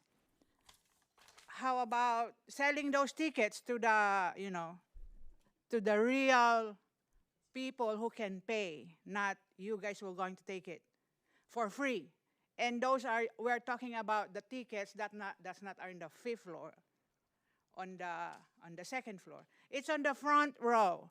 You know how much is the front row ticket on the John Legend? Mr. CCPA manager, how much is the CCPA ticket? Please direct your questions to the council. Okay, Linda, how much is the ticket for the front row? I haven't looked at it. Okay. So how many tickets you guys are going to get for free? So little things like that, you know, you guys are thinking of what you get from the city, and you guys were going to not think about the residents, what you can, you know, like you're taking out so many things from us. I cannot even have those summer concerts anymore. You know, little things, but it's good Sophia and Jennifer are thinking about these residents. Thank you.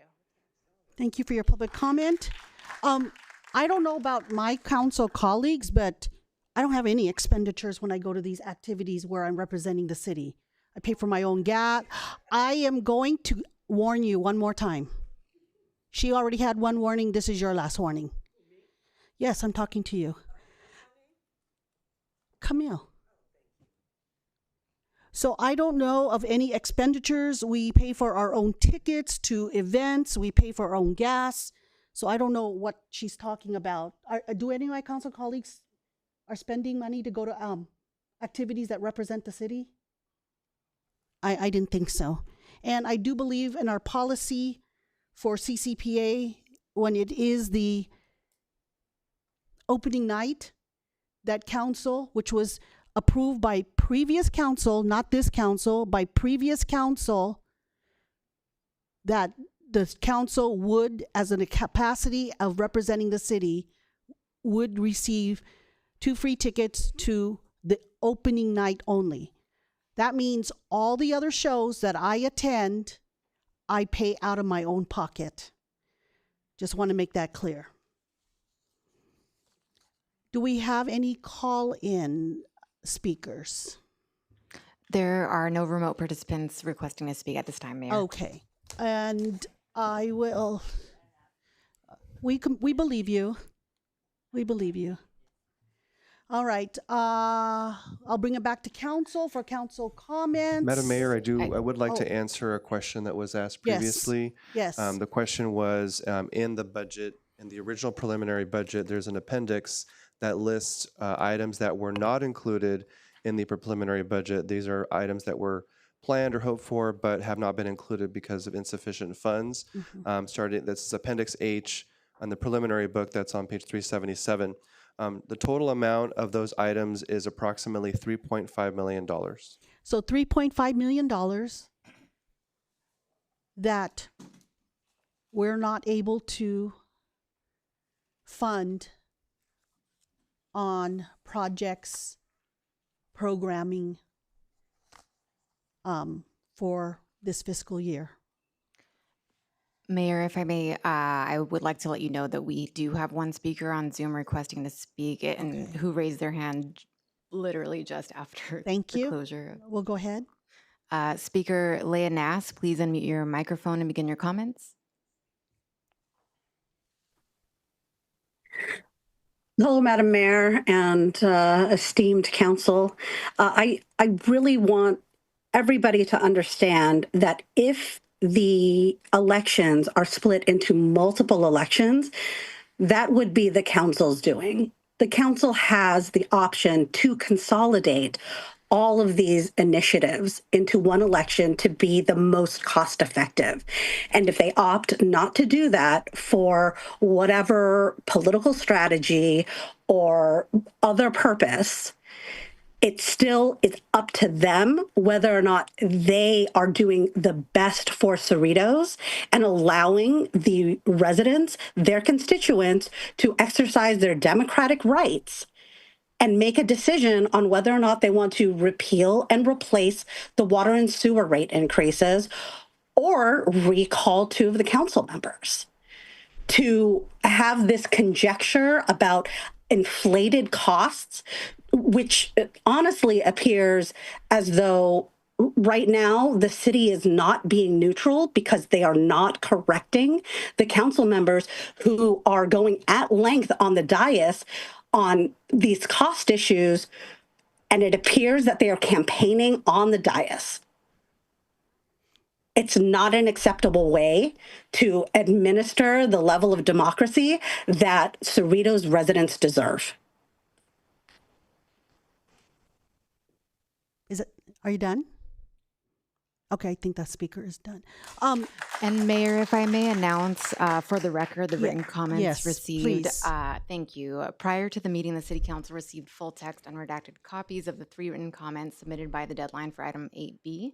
Requests for copies of written comments can be made to the Office of the City Clerk during regular business hours. Thank you. Thank you. City Attorney, can you please explain that the initiative requirements and the recall requirements are 2 separate timelines, 2 separate issues? I don't think you can even put all 3 on the same ballot. Can you? It depends on when they're submitted. The recall petitions could be submitted together or individually, along with the repeal initiative petition. That can be submitted together or separately. And it is up to the recall proponents to determine when they gather enough signatures for the turning in of the petitions for signature verification. Okay, so it's up to the proponents then to have a plan on if the plan is to consolidate these items together. Well, they don't determine consolidation. That is the council, but I it know depends that. on when on the petitions timeline. get submitted. Correct. And you cannot consolidate a recall election with the question to recall and then at the same election put a ballot to fill the 2 vacancies, correct? I think Frank just explained that it was state law, that there's not a... Yeah, if the city council, Yeah. if there's a vacancy caused by recall, city attorney, if there's a vacancy caused by a recall and the remaining Cerritos city council members are unable to agree on an appointment, then we have to have a special election to fill the vacancy. Depending on the timing. Yes, depending that on the would timing. be the case. Right. Okay. Depending on the timing, there might be 2 special elections. Okay. The recall election and then an election to fill the vacancies that were unable to be filled by appointment. That would be A true, possibility. Yes. That's a possibility. But another thing that, because the mayor brought it up, because there's such a significant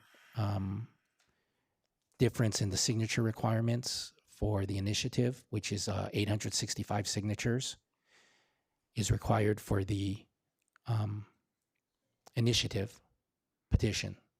865 signatures is required. And then for the recall of Linda and myself, my petition would require 7,279 signatures, and Linda's would require 7,279 signatures. The city clerk, the elections official, she can't control what LA County Register of Voters does, and they're going to return those whenever they return those. That's what I'm hearing. So since there's a significantly less signatures for the initiative, we might get that back weeks before the signature review for the recalls. Correct. So the timing would if the LA County Register of Voters returns the initiative signatures to us weeks before the signature review of the recall petitions, we have a legal obligation to schedule the election for the initiative. We're not allowed to wait for the results of the recall signatures. Thank you. Comments? Yes, Mayor Pro Tem. Thank you, Madam Mayor. Thank you, council colleagues, for all of your good questions and comments. Thank you to our public for participating in this important process. Most especially, thank you to Mr. Lopez, Kristen, Drew, David, and Natalie for your extremely hard work to present tonight's revised agenda report for item 8B for our consideration. I have listened, I've taken notes, I've been available to the public on a number of these issues. I have been responsive in terms of entertaining some of the important programs that we care about in this community to restore some funding, though it was our charge to do our best to try and cut our way to balance this budget. I believe that that was I think the consensus feedback from members in the community that if we have implemented water and sewer rates, that we do our due diligence to live within our means and to cut our way to balancing this budget. But also there, through all of this discussion, there have been some voices of reason in the community to protect some of the very important programs that really truly identify us as Cerritos. And I just wanted to highlight some of the items that I support in the agenda item on page 12 under the heading List of Changes from the Preliminary Budget Exhibit 1 to the Final Proposed Budget. There are 6 items. The first one is under expenditures, restoration of Skynight helicopter patrol services to the tune of $180,000. I've been vigilant over now 11 budget cycles in this city to protect Skynight. And I think I said it at the last budget study session that I will vote to protect Skynight. And my understanding from the situation in that since its inception, there are now only 2 agencies that remain in Skynight. That's the City of Lakewood and the City of Cerritos. And I understand that if Cerritos voted to exit Skynight, that it would kill the program. It would never come back. And I think that's the last thing that we need to send the message to our community and to the criminals out there that we're willing to end something forever that has for decades. Correct me if I'm wrong, 6 decades, City Manager or Mr. Carey, 6 decades? That's correct. 6 decades. In one budget vote, if we were to cut it for Cerritos, we're really killing it for the whole area, right? So that's why I'm proud to help restore Skynight helicopter patrol services in this fiscal year budget. Second is number 2, lease of an additional automated license plate reader trailer. There have been so many folks who've been reaching out, I think to all the council members and to staff and, to the community safety committee members and discussions among Neighborhood Watch about the need for these ALPERs, in particular the mobile one. And I really appreciate, the captains and Mr. Carey's due diligence to work with our volunteer members of the Community Safety Committee and Neighborhood Watch, to decide where to put that one mobile automated license plate reader, which is very much in demand. Okay, and so that $36,000 that we put to lease an additional automated license plate reader trailer, it's really money well spent. And thank you for walking us through that, Mr. Carey, to talk about how leasing it is probably better than to buying one. So I support that. I've never shied away the fact that I'm so indebted to the veteran heritage, the military heritage of our community, and so I'm glad to partially restore funding for the Veterans Day ceremony, as well as those who paid the ultimate price, partial restoration of the Memorial Day ceremony. Also, I hear members in the community, their criticisms, their ongoing criticisms ever since it was opened, the CCPA. But I thought that was a wise investment for the future generation, so for the children to be able to participate in arts education programming at the CCPA to the tune of $110,000. So the addition of expenses related to arts education program at the CCPA, I think is money well spent also. Pleased to see that in this Exhibit 1. And also, the last thing, I mentioned 6 things. Restoration of the MLK Junior Day ceremony.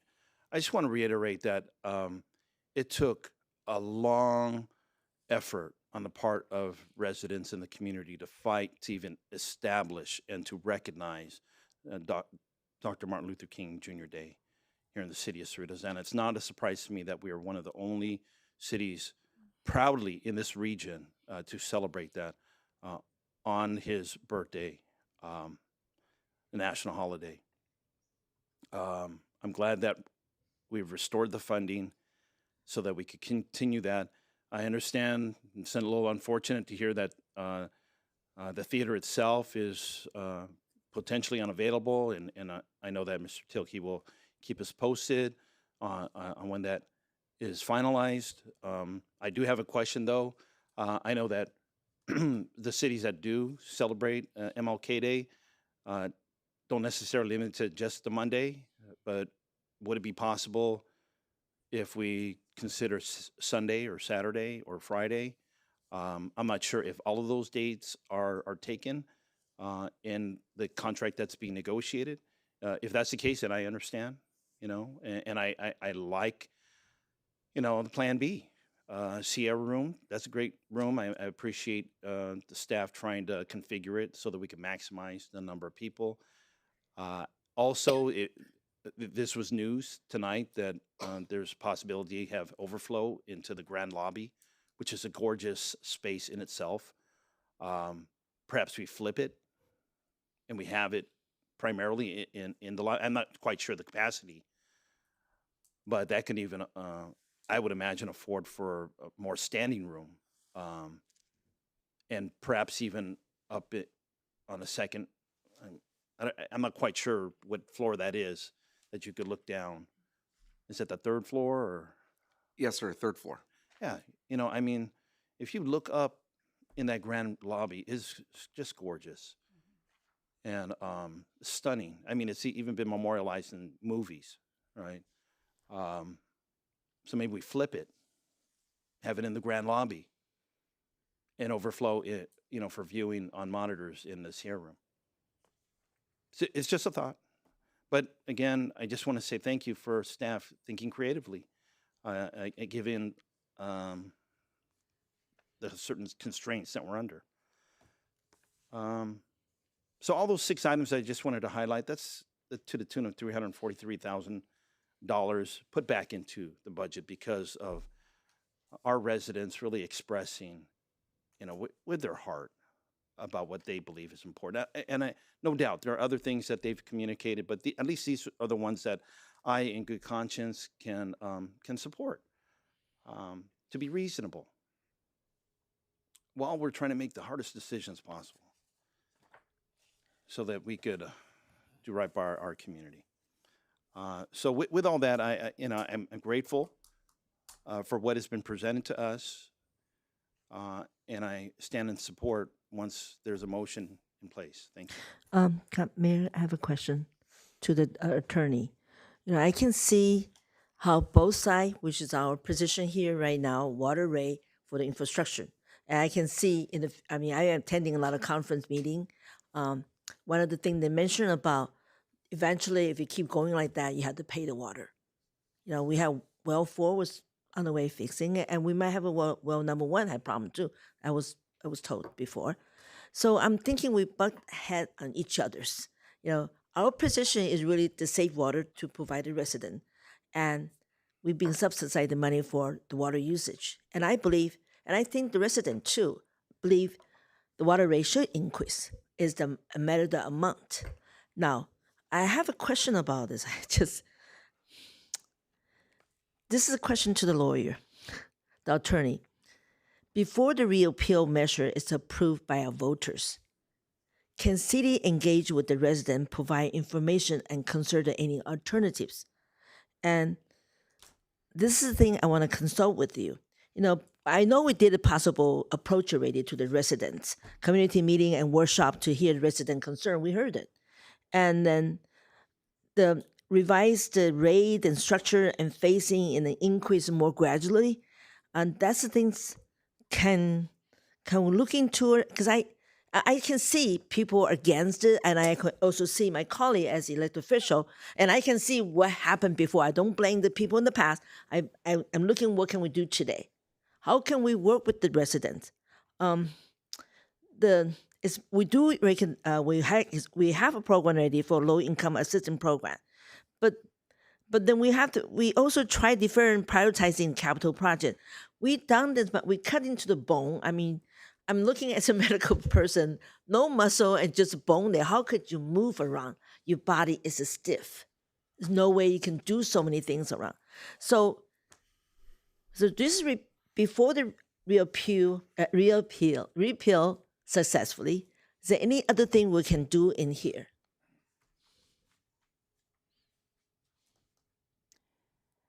Legally, you can always lower the water rates. You cannot increase them without a Prop 218 process. That's the legal response. In terms of if you, the council, wish to revisit the rates, that is within the city council's prerogative to revisit the rates. But the rates will then require additional general fund subsidies and further create reserve spending, which, based on the graphs and charts, will continue to deplete the reserves on a quicker basis than what is already included.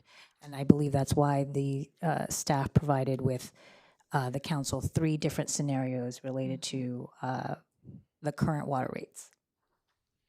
But that is your prerogative to determine and decide. So there's a consequence. I know. I see the consequence there. I remember there was 10 years ago we had a water rate increase, right? 10 years ago. How often you can 12 years ago. 12 years ago. Thank you, Councilman. 12 years ago, we could do how frequently we can revisit put on proposal to 18 to, hey, we have another race. When we find another alternative way too.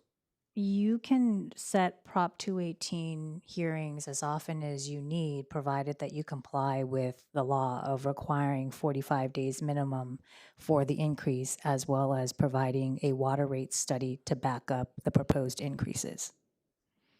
Some jurisdictions can do it every year, every 2 years, every 5 years. That's typically the best practice every 5 years, and there's usually a gradual increase in each of those 5 years. But there are jurisdictions and special districts that have it more often. Can we kind of explore in the mediation or stakeholder community to seek common ground? You know, I hate to keep butt heads each other's, and I think the resident knows there's a need to increase. You know, it's how much amount. And I kind of looking back at our city, I was going to say really sad. I kind of looking at our city culture and the past. And a lot of the people living in Cerritos, we're not really high end. One of the gentlemen talked about it, how many people are struggling with the fatness. And I went through it. I work in the hotel. I work the restaurant. As you can, I can work. The issues I'm here is we have to come to the common ground instead of every meeting we have problem there and people even starting hurting each other's. Is not, to me, it's not healthy. And is there any way we can come to the common ground, the mediation, to work on this rate, and we still meet this? I know I understand the HR and I understand financing. I really do see it. And the subsidy really dragging down really bad. And by the time of 30 to 31 or something that time, we're going to almost nothing for the reserve money, which is, I see that trend since 2000, a little bit even before 2000, we were 100 reserve money, we're down to 48, right? We've gone down more. How much money you can save in your account? We can't save that much money anymore. We're going to cut to the bone. And meanwhile, the city who next year, they're starting accumulated reserve here, Cerritos City, is spending more reserve money. I think we need to see each other's side. The culture of the city residents, they're very conservative using money, and they're cautious in the refinance the house, get a equity, and to put the money on the kids' education. Or sometimes, for me, I used to work 3 jobs. but is there any way we can come out the common ground to do some mediate with the resident, and then we can put it back again in the water rate? That's just, I'm kind of putting a proposal here. Do we have any other comments? Council member? Are you looking at Yes, me? please. Okay, go ahead. Thank Like you. to hear. Mhm. Thank you, Mayor.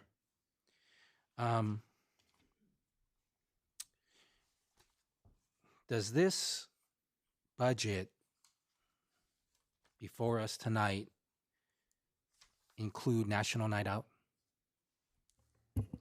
National Night Out, in the way it's been observed in previous years, is not budgeted in the sense that there's no planned concert. Currently, staff is working on a potential program, a scaled back program here in the Civic Center that would focus on providing information and resources on safety services and resources. But there's no, as of now, there's no planned concert like there has been in the past. And therefore, it's not planned at Heritage Park. Correct. Thank you. So I wanted to bring up two more changes to the preliminary budget being considered for approval tonight by the City Council. One a plus and one a minus. So let's see what you guys think, council colleagues. So we decreased the frequency of our commission and committee meetings.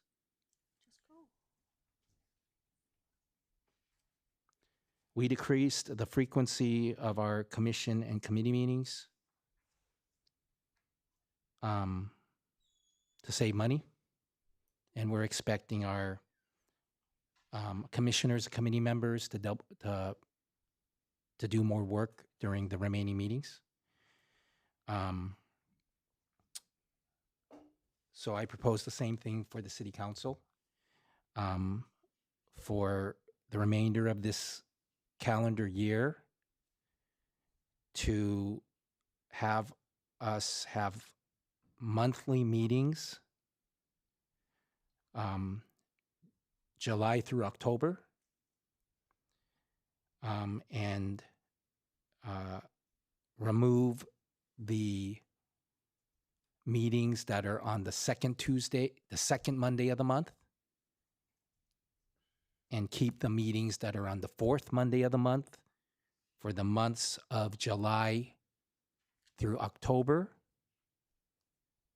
so that we have monthly meetings for the rest of the calendar year of 2026. And we're just going to have to double up on the work we do in these meetings for July through October. And November and December, we already have just one meeting a month, so that's why we're not changing November and December. So my motion is to have monthly meetings for July through October by removing the meetings on the second Monday of the month and make the corresponding reduction in expenses to the budget. Second. Let's go ahead and vote. Sorry, point of clarification. Your motion is to cancel the second meeting of those months and only have the first meet. No, you were not listening. Sorry, Or was that Pam. reverse? Pam, let me say it again. So if it wasn't clear to you, maybe I didn't say it clear enough. For the months, my motion is to clarify my motion for the months of July through October to remove the meetings that are on the second Monday of the month. Right. So to keep And the first. to keep the meetings that are on the fourth Monday of the month. That means the first meeting of the months are canceled. July 13th, August 10th, September 14th, and October 12th. Okay, so let's vote. Yes, it would be the first council meeting of each month, July through October. So that would be Monday, July 13th, August 10th, September 14th, and October 12th.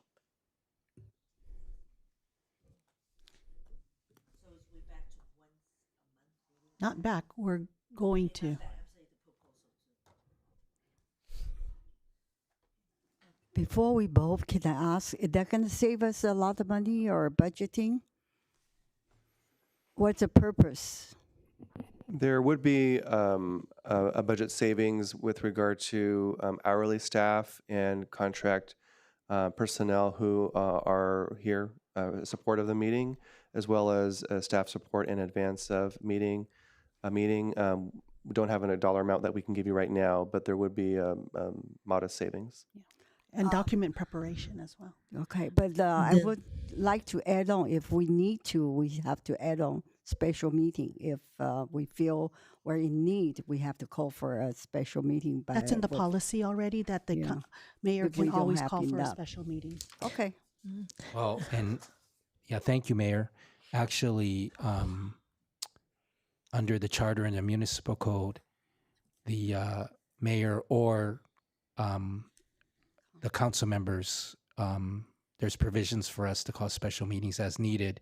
And that's exactly what we did for the decrease in the frequency of commission and committee meetings that was approved by the city council. We decreased it with the explicit understanding that special meetings of the commissions and committee meetings can always be called.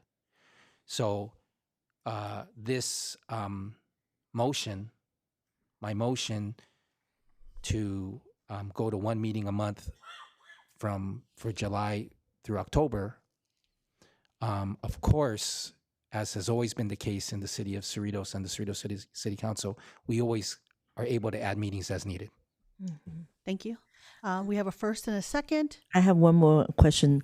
When you decrease the meeting day, which is, I support that, if there is a need and we can always add in the meeting, But my question is, when did it happen? And I'm looking to, such as we have commission days also change every quarterly meeting. So the staffing wise, how are you going to manage that? Because it doesn't seem we use that many staffing now. So that should be improving some staffing ratios. Now back to the HR now. So the question is related to commission meeting frequency? Yeah, and, because you and decrease potential commission changes in meeting, you staff? decrease using staffing. Same thing with the meeting. We decrease meeting, then we should decrease using staff. So there so are what is the But it's temporary. It's there just there for are the next 4 hourly months. rate Yeah, but support still. staff that support the meeting, so there would be a reduction in hours. However, there's a lot more work that staff does outside of commission meetings. So that just having a lower frequency of meetings doesn't necessarily eliminate the need to have those staff members for other things. How did you make it through right now, and then versus you decrease your our meeting and time So- spending and the video, everything? Yeah, the cost estimate, the reduction in cost estimated by reducing the meeting frequencies for commissions is $4,000. I'm not against the staff here. I just want to let you know. It's just my concern in here is when you decrease meetings, I mean, you decrease the labor usage here. So what is the compromising on that? I know we save the money using it, but on the other hand, such as I can give you example, the city staff was we only do 4 days a week. So there's 1 day off for your staff. And instead of say, hey, then I'm going to cut down part-time people or less usage them, then Council member, when they're on a 980 week, they're putting in the hours. yeah, They're but not cutting their hours. and we're not cutting hour, but when you're cutting the resident time, resident visit time. That's I I'm don't looking think at. that's the case. I think it's No, we're open 5 days a week. Is your microphone on? Thank you, Mayor. Thank you, Council Member Frank Yokoyama. I'm looking this. I'm cutting down the services to the residents, so the staff's not working. It probably just, but staff originally work 5 days a week, 8 hours a day. Now you change it 4 days and still to get the same pay. As a council member, I'm looking at the budget here. Then I should somewhere I can save some money, the overhead cost, expenditure. What's your recommendation? I want the city manager and HR to work on that. See what else we can save from the staffing part. So are you talking about the facility closures, not council or commission meetings now? Facilities closing right now. So if a facility closing it, you don't use the staff on those closing date, right? What would you do with the staffing? So, as was noted, we are, if that action is approved under the budget adoption, before any facility closures would happen, we would have a meet and confer process with the employee union, and the impacts would then be discussed and determined at that point. Yeah, I understand that very well too, because I was a director. I run a union labor too. That's why I want to point it out here. I want to hear from you that the people know that we will negotiate with the union. There's a contract there too. So at least probably know that you're aware, and I accept that. I really appreciate that you present it out. Thanks. Okay. Councilmember Yokoyama, did you have any more? No, just call the question, Mayor. Oh, I actually have comments. Okay. Okay, thank you. Everybody's done. I want to thank. Wait, we're in the middle of a vote. The vote was for your. Oh yeah, the vote was for the. Yeah, and then I have a second. That guy. Do we have public comment too? Yes. No, we are voting on a motion made by Councilmember Yokoyama and seconded by Mayor Pro Tem Polito. Let's vote.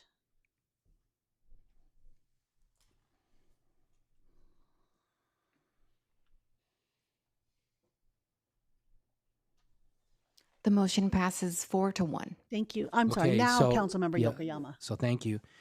So Annie, I'm gonna propose something here. Hopefully, you're gonna tell me this is something we can consider. Okay. I'd like to bring.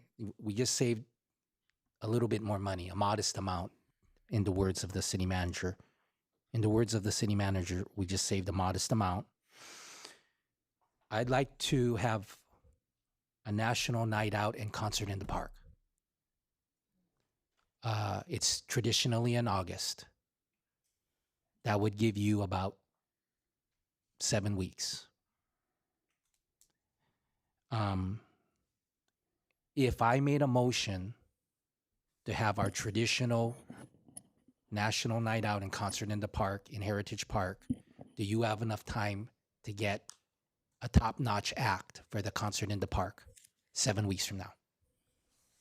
7 weeks would give us enough time to plan a concert in the park and the usual national night out activities.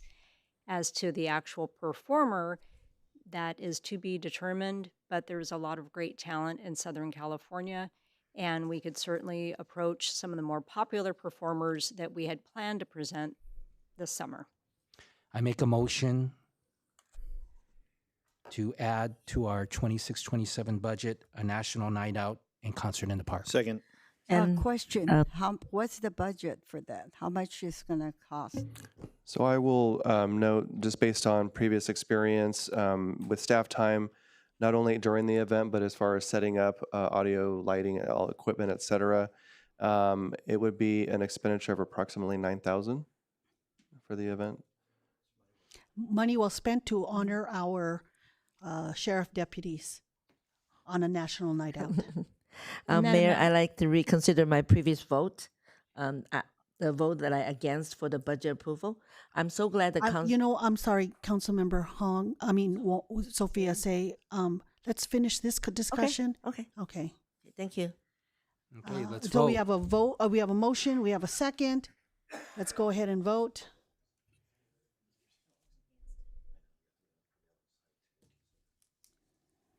The motion passes 5-0. Thank you. Thank you, Annie. Thank you, Annie. Looking helping forward us to that. Helping you. us have a national night out and concert in the park. Yes. Is it the first or the second Thursday in August? We generally hold the event on a first Thursday in August, so this year it would be Thursday, August 6th. Okay. Great, thank Very you. good. Thank you. Thank you. Can I All say right. something before? Do you have a comment on 18? Yeah. I'm talking about budgeting. I know I've been back and forth about the councilman's traveling expense.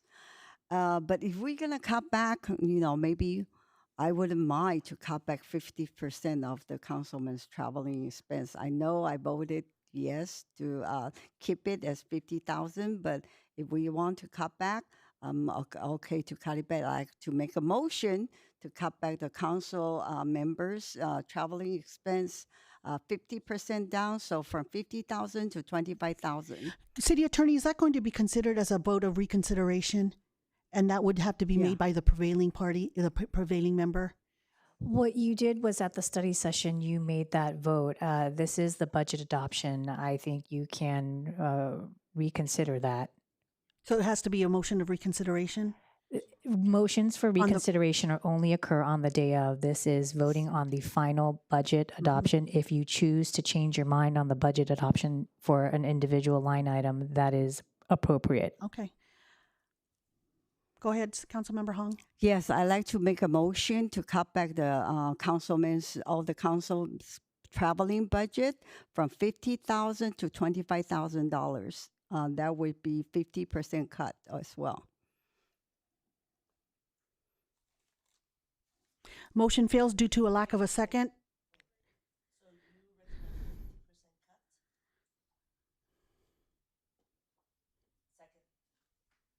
Let's go ahead and vote.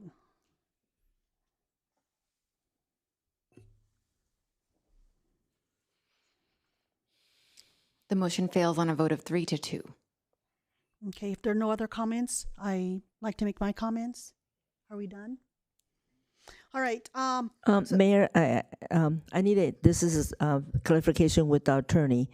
I know the previous one when I vote for against the budget approval for this time, adoption of budget, but at the time my couple considerations about the event that we provide for the resident, I was not very happy about. They were totally cut 100%.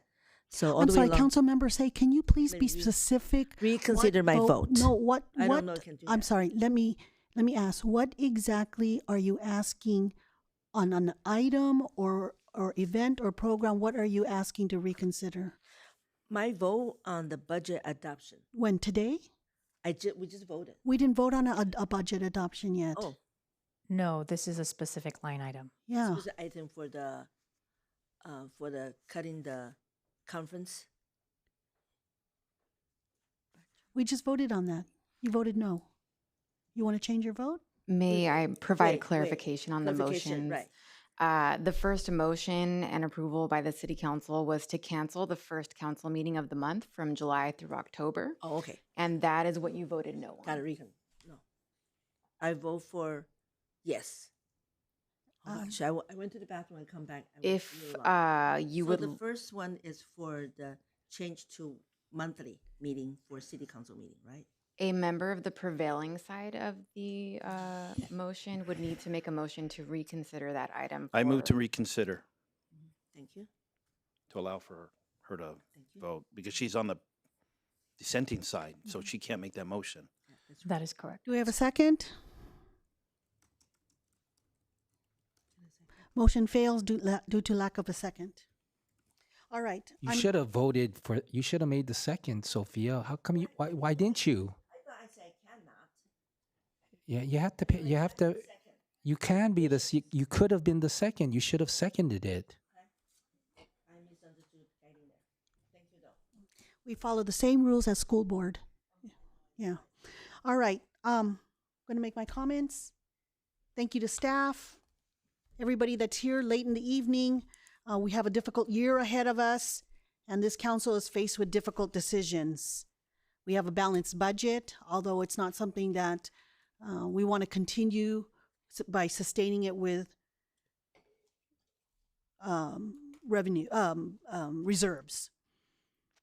All five of us live in the city of Cerritos. We are also facing the same impacts as our neighbors. So cancellation of events and reduction in services affects us all. I also realize that the cancellation of the Thursday summer concert series and the Tuesday family night events have upset many of our residents. Many residents have offered suggestions from having a band perform or free or to solicit sponsors for the event. The city is very appreciative and grateful for our various sponsors. They've been very gracious in supporting our State of the City, Water Lantern Festival, Ube Fest, 5K Walk Run, and some senior events. However, the reality is we cannot ask them to sponsor every event in the city. And as much as they would want to, they wouldn't be able to. because these sponsors, vendors, do not just serve the city of Cerritos. They serve an entire region with other cities who are also asking for the same sponsorships. This council has listened.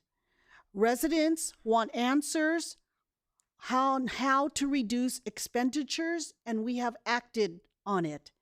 Please know that all suggestions made at city council meetings have been considered. I personally discuss it with our city manager, and consideration is given if the suggestion is feasible. And sometimes they just simply aren't. Please don't feel that you were not heard, but we do talk about it. And I know that many residents resort to social media to voice their recommendations and concerns, but unfortunately, those suggestions are not seen by all of us.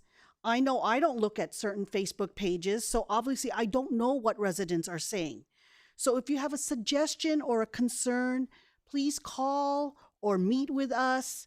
I can say this, not one resident, whether you had a suggestion or a concern, asked to meet with me regarding the budget. All I know is that residents are upset. They want a water rate repeal, or they want to recall 2 of us, but not one person has come up to me to talk to me or ask questions. So please don't resort to social media for facts or results. There are charts, videos, incorrect misinformation that is being shared out there.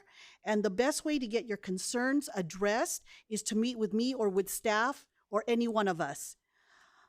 The council has listened, and here are some steps we have taken to address budget constraints.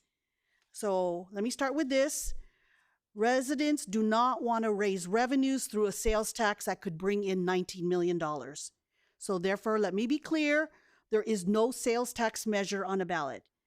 But however, let's be real, without a sales tax measure, cuts and suspensions are to be expected. To address expenditures, we requested a report to move our standalone elections from March of odd-numbered years, consolidating with LA County elections on November of even-numbered years. It has been said over and over again that this will reduce election costs and improve voter turnout. This council has listened, and we have requested a report about the feasibility and potential impacts of outsourcing operations and maintenance of the golf course to a private operator. So preparation of that report is underway. This council has listened, and we have taken proactive steps to improve the theater's financial sustainability through strategic improvements in programming and revenue generation. By diversifying entertainment offerings and replacing the concession stand vendor, the theater has created additional revenue streams and strengthened its financial performance to better serve patrons. These improvements do not happen overnight. So the progress we are seeing today is the result of a long-term strategy. These results were not achieved overnight.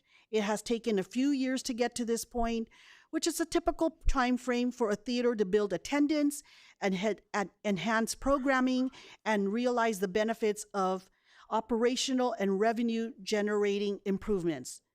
There's more to come, so patience is key. And as I have said,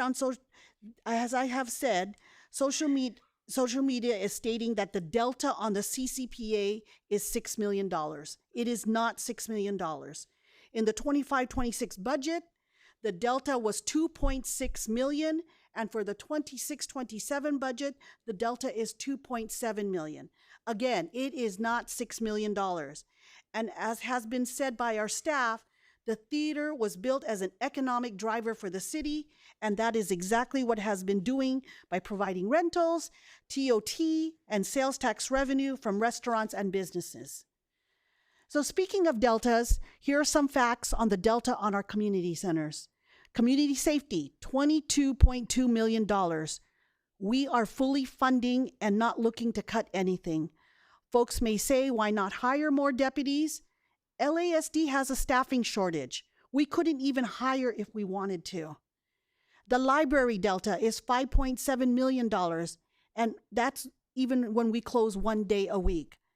I believe we did ask staff to look into reopening it to 7 days a week, but with shorter operating hours. I'm not sure where that report is yet, but That's a delta for the library. The theater department is $2.7 million. Again, this is a significant reduction on the delta from where we were a couple of years ago.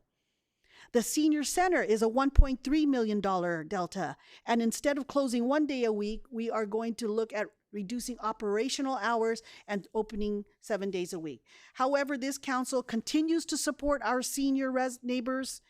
We fully fund HSA services for our senior residents. While many cities have a waiting list, Cerritos does not. And of course, the golf course has $500,000 delta, and a report is being prepared on the impacts of outsourcing.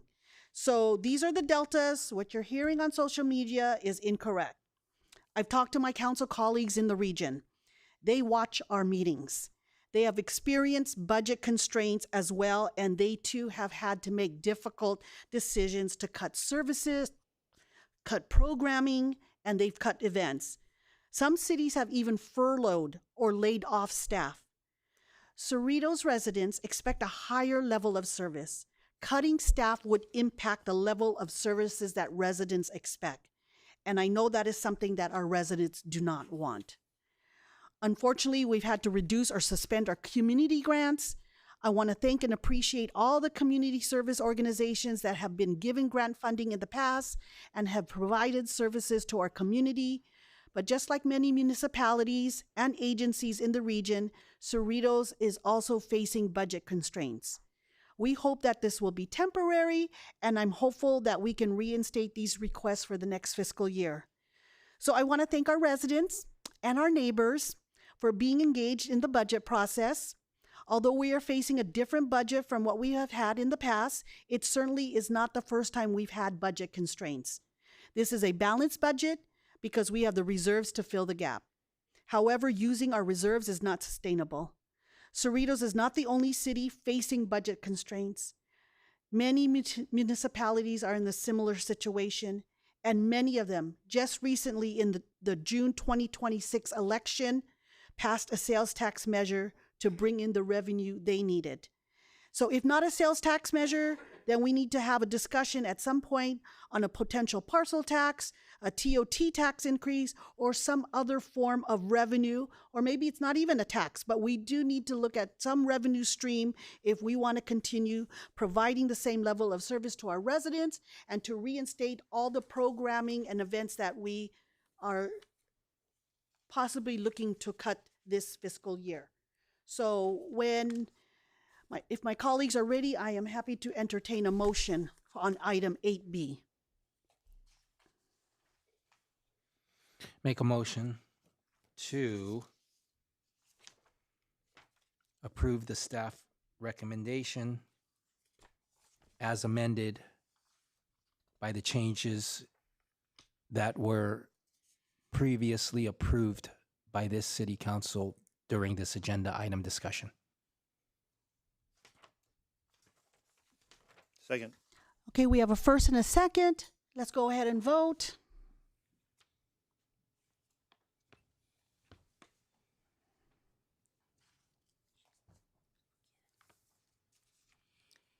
The motion passes on a vote of 3-2. Okay, we have 3 members voting to adopt the budget, 2 members that will not adopt the budget. Thank you. I do want to ask my council colleagues that voted no on the budget if there were any reasons or concessions that needed to be made to adopt the budget. I would like to expose a little bit. One of the things I'm also concerned about the commissioner meeting every quarterly. I think that's too far. I feel there's a need to have more frequent meeting in there. Maybe we can cut the dinner cost, can save some money from there, because the group also receiving the public comment that they can hear for us too. That's my concern, and I want to thank you, Councilman Mr. Yokoyama had brought it up the night owl thing to one. The night owl thing. I really want to thank you so much. That's another thing I was considered, but I am also considered about the commissioner meeting. To me, it doesn't. How do I say? So, Councilmember, you're voting no on an entire budget that funds public safety? you're voting no on public safety to fund public safety because you are. You're talking about budget adoption, not just only the safety, am I right? Are you we're only talking the discussing safety? entire Entire budget. thing. The few thing I disagree. Okay, all right, understood. Mm-hmm. Thank you. All right, let's go ahead and move on to item 9A. Thank you, Madam Mayor. Item 9A is an annual action that's required in connection with budget adoption. It's the setting of the annual appropriation limit. Overview of this item will be presented by our Finance and Budget Manager and City Treasurer, David Cirrus, and following his presentation, staff would be happy to answer any questions. Thank you, Mr. Lopez, and good evening, Honorable Mayor and members of City Council. The item before you is a budget-related item pertaining to the approval of the city's annual appropriations limit. This is an administrative item that every city and county within California is mandated to address as set forth in Article 13B of the state constitution. To give you some background on this item, in November 1979, the voters of California approved Proposition 4, which is commonly referred to as the GAN limit, and was adopted into state constitution as Article 13B. The GAN limit places a limit on the amount of revenue that can be spent by a municipal agency as it relates to revenue derived from the proceeds of taxes. Proposition 4 became effective in fiscal year 1980 to 1981, but the formula that is used to calculate the baseline appropriations limit uses the 1978 through 1979 fiscal year. Article 13B was amended in 1990 by Proposition 111, which allowed local governments to use more flexible and locally based growth factors when adjusting their annual appropriations limit. As a result, the city recalculated its base year using fiscal year 1986-1987, and the current limit reflects cumulative adjustments to that base using population and inflation factors approved by the State Department of Finance. The population factor is measured by either city or county population growth, while the inflation factor is measured by either the growth in California per capita income or the increase in non-residential assessed valuation from new construction. Only those revenues classified as proceeds of taxes are subject to the limit. Staff used the growth in California per capita income and the city's population growth factors as the adjustment factors in the calculation to arrive at the $279.5 million limit for the new fiscal year 26-27. The appropriations subject to this limit are $74 million, which represents the city's anticipated proceeds from taxes and places the city approximately $205.5 million below the appropriations limit. The appropriations limit resolution is being presented at this time with the intention of including it in the appendix of the fiscal year 26-27 budget document. At this time, staff respectfully request that the City Council waive full reading of and adopt the resolution of the city's annual appropriations limit for fiscal year 26-27. This concludes my presentation. Mr. Lopez, Mr. Schneider, and I are available should you have any questions. Thank you. Do we have any questions from the council? All right, I'm going to go open it up for public comments. Do we have any speakers? Cindy, do we have any speakers on? None at this time, Mayor. Thank you. All right, I'm going to close public comments. Do we have any comments from the council? Make a motion to approve staff recommendation. We have a first and a second.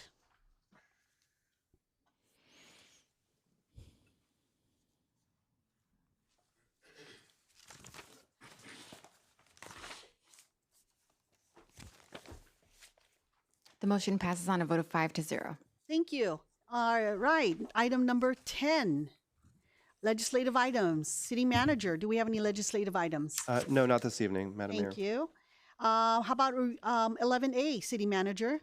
Yes, thank you. I do have one item to report this evening, some positive news. I'm happy to announce the recent promotion of David Cirrus to the position of Finance and Budget Manager and City Treasurer. David has been an employee of the city since last year in October. He joined us as an accounting administrator, but prior to that, he had more than 15 years of experience working in government compliance and auditing. Throughout his career, David has supported a variety of agencies, both small and large cities, counties and special districts, and has provided his expertise in financial oversight. So we're happy to have David as part of our team. He does have a background in business administration with a degree, a bachelor's degree from Cal State Fullerton in business. He is also a certified public accountant.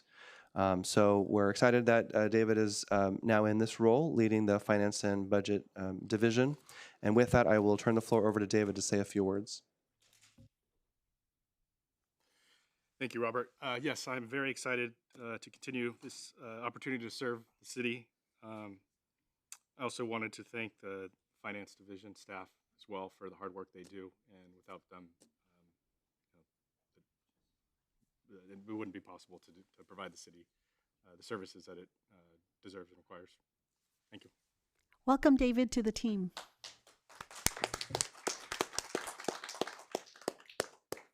Madam Mayor, that's all I have this evening. Thank you. How about city council communications? Do we have any communications from council? Okay, go ahead.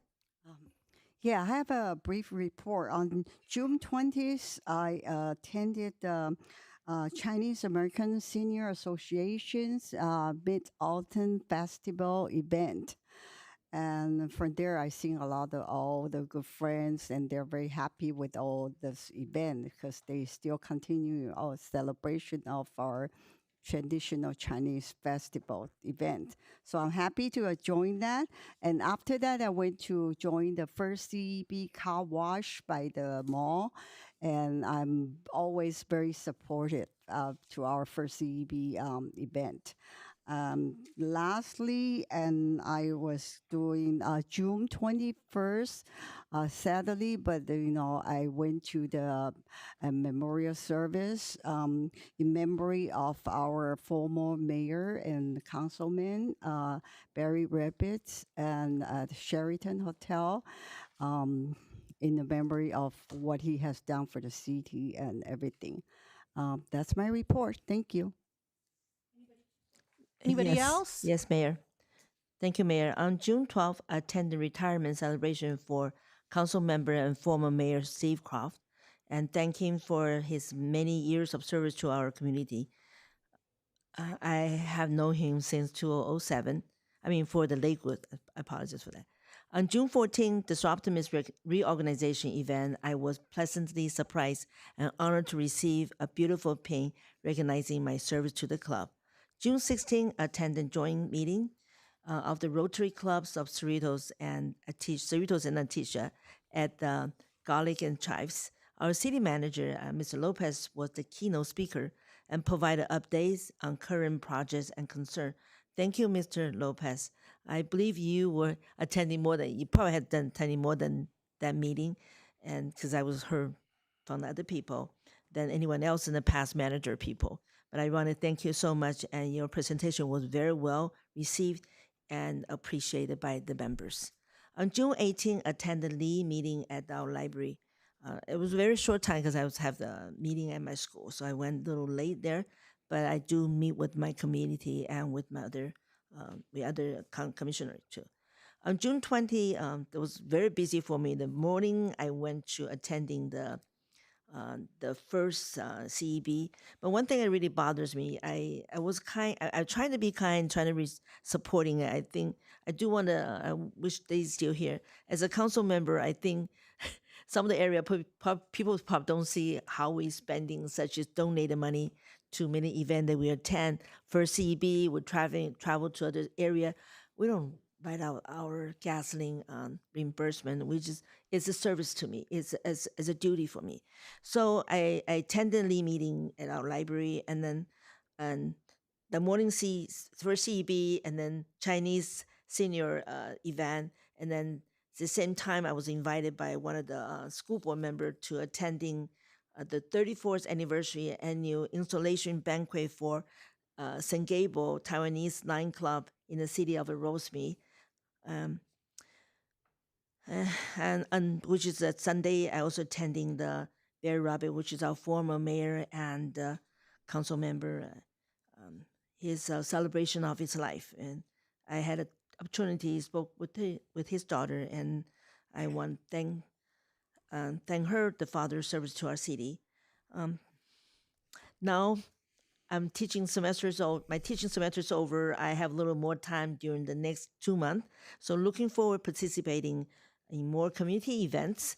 And lastly, I would like to wish my colleague, our staff, our community, and all ABCUSD fathers and family a belated Happy Father's Day. Thank you, Mayor. Anybody else? Yeah, I was happy to attend at our wonderful Cerritos Senior Center, the Cerritos Chinese Seniors Association Dragon Boat Festival. Got to see and meet with and talk to a lot of the attendees of the event at the numerous tables, welcoming them to the city. We're so lucky to have the Cerritos Senior Center and to have long-time active organizations like Cerritos Chinese Seniors Association who chooses to have their events in the Cerritos Senior Center and invites all their friends from neighboring cities to join them at their Dragon Boat Festival. I also got to say hello to the president of the Formosa seniors as well. And I got to run into and see and sit with Councilmember Sophia Say while we were both there together. I also saw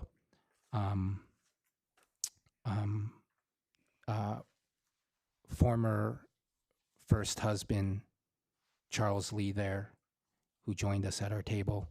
So it was a wonderful event that reminded me how great it is to have longtime groups like the Cerritos Chinese Seniors Association in our city, using our Cerritos Senior Center, having their events there and inviting all their friends from throughout the region to come to the city of Cerritos. Thank you.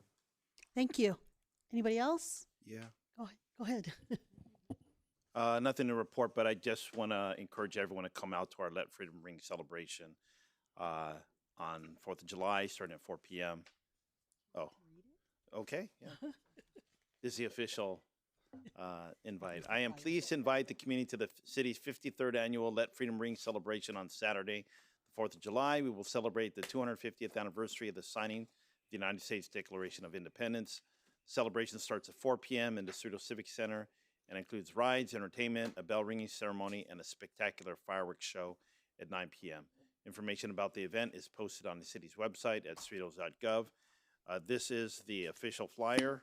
Thanks, Madam Mayor. So if you can see that. And can someone tell me the name of the band that's going to be playing? And there's going to be dancing, right? Yes, thank you for the question, Mayor Pro Tem. We're pleased to report the band will be the very popular Night Rider. Oh yeah, yeah. And dancing begins at what time? The concert will be after the formal ceremony, so it usually starts about 7:45, 8 o'clock. All right. So be ready Okay. at that time. So big invite. We'll see you on the dance floor and stay for the fireworks. Thank you. Awesome. Thank you. Excuse me, Mayor. I forgot to add on one thing. It's very important. Sorry. Thank you. June 14th is our Cerratimus International of Artesia Cerritos installation luncheon. I joined there as a past president, and we have a very great event. But this club is also inviting everybody, not just women. You can be a male, everybody can join us. We need a lot of members to uplift our missions, which is helping all the girls and the women. So hopefully everybody knows about Cerratimus International of Artesia and Cerritos. Thank you. Anybody else? All right. I just want to thank staff. This budget process was quite difficult, and hard decisions had to be made. We all worked together. We worked collaboratively. We listened to the residents. Each one of us has met with all of you and voiced our concerns. And so thank you for being there when we had all the questions, and they were all answered promptly. And I want to thank my council colleagues as well for the questions that you have asked, and I know that your priorities remain with the city. This is a city that you all live in, and for three of us up here, we've lived here our entire lives. So we know what it is to make our city better. And I just want to thank you all for that. Thanks. And at this time, I'm going to adjourn tonight's meeting. Thank you. Oh, Madam Mayor, I need to do I'm closed sorry. session. Go ahead, closed session. Thank you. I'm just doing the report from the last meeting of Monday, June 8th. And the council did recess into closed session to talk about 2 items of potential litigation under item 12A, as well as 1 item under 12B of real property negotiations. Items were discussed, but no reportable action was taken. Okay. Thank you. That's it. Thank you. We're adjourned.